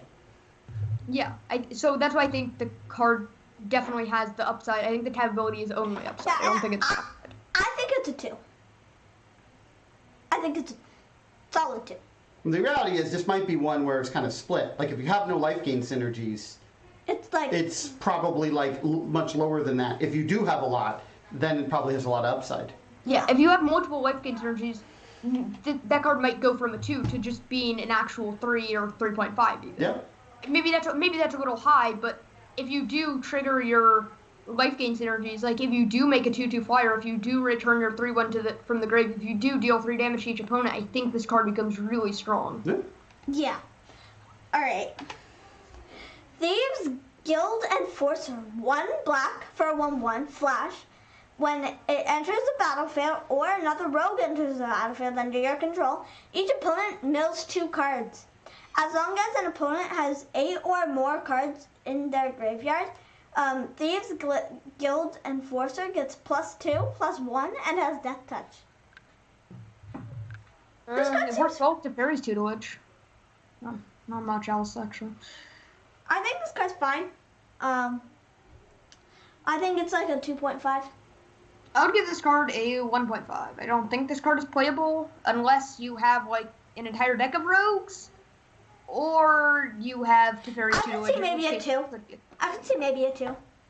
How about I'm gonna go build around 2, because if you do get a Teferi's tutelage, I'm happy playing this card. Or not happy. I'm not excited. I'm just gonna say this card is a 1.5. I don't think it's playable. I could go with a 1.5 as well. Yeah. All right. Village Rites. 1 black as an additional cost to cast this spell. Sacrifice a creature. Draw 2 cards. It's instant speed, importantly. So, I mean, it being an instant means so much to this card, right? Yeah, although I still think it's only a 2. Yeah, I think it's a 2 as well. But it being an instant means a ton, right? Because you can just chump block and then sack the creature, draw 2 cards, boom. Yeah. You did it. Veto Thorn of the Dusk Rose. 2 and a black for a 1/3. Whenever you gain a life, target opponent loses that much life.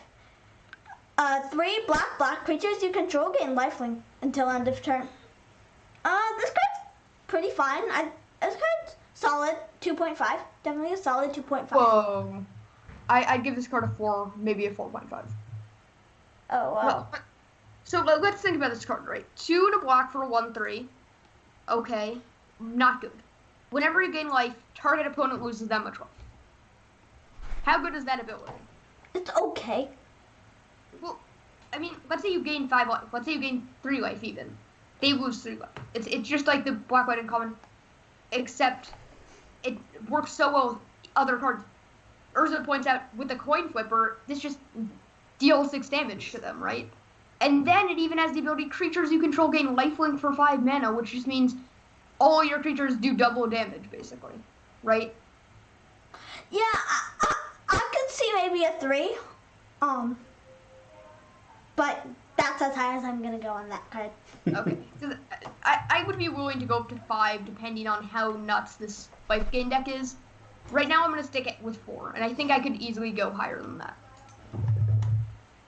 Walking Corpse. Very easy. Bear. Not very good. 1.5. Well, it's a zombie, so. Yeah. There are some zombie synergies, but I think this stays as a 1.5. Yeah, 1.5 for sure. Witch's Cauldron. A black. It's an artifact. Pay 1 and black. Tap. Sacrifice a creature. You gain 1 life and draw a card. It's okay. Not that great. I think it's a 2. Good. I like this card a lot, actually. I think it's a 2. I think this card is a 2.5 because I think that you do have steal and sack synergies in the set, right? And this works great with them. And you can just sack all your tokens. You can sack all your chump blockers, and it just works well. It's a hard-to-kill bushmeat poacher. It just doesn't have the nice 2/4 body and doesn't do the toughness, but I think this card is good. Yeah. All right. Yeah. Okay, that's all. That's it for today, right? That's it for today. Thank you everybody for watching.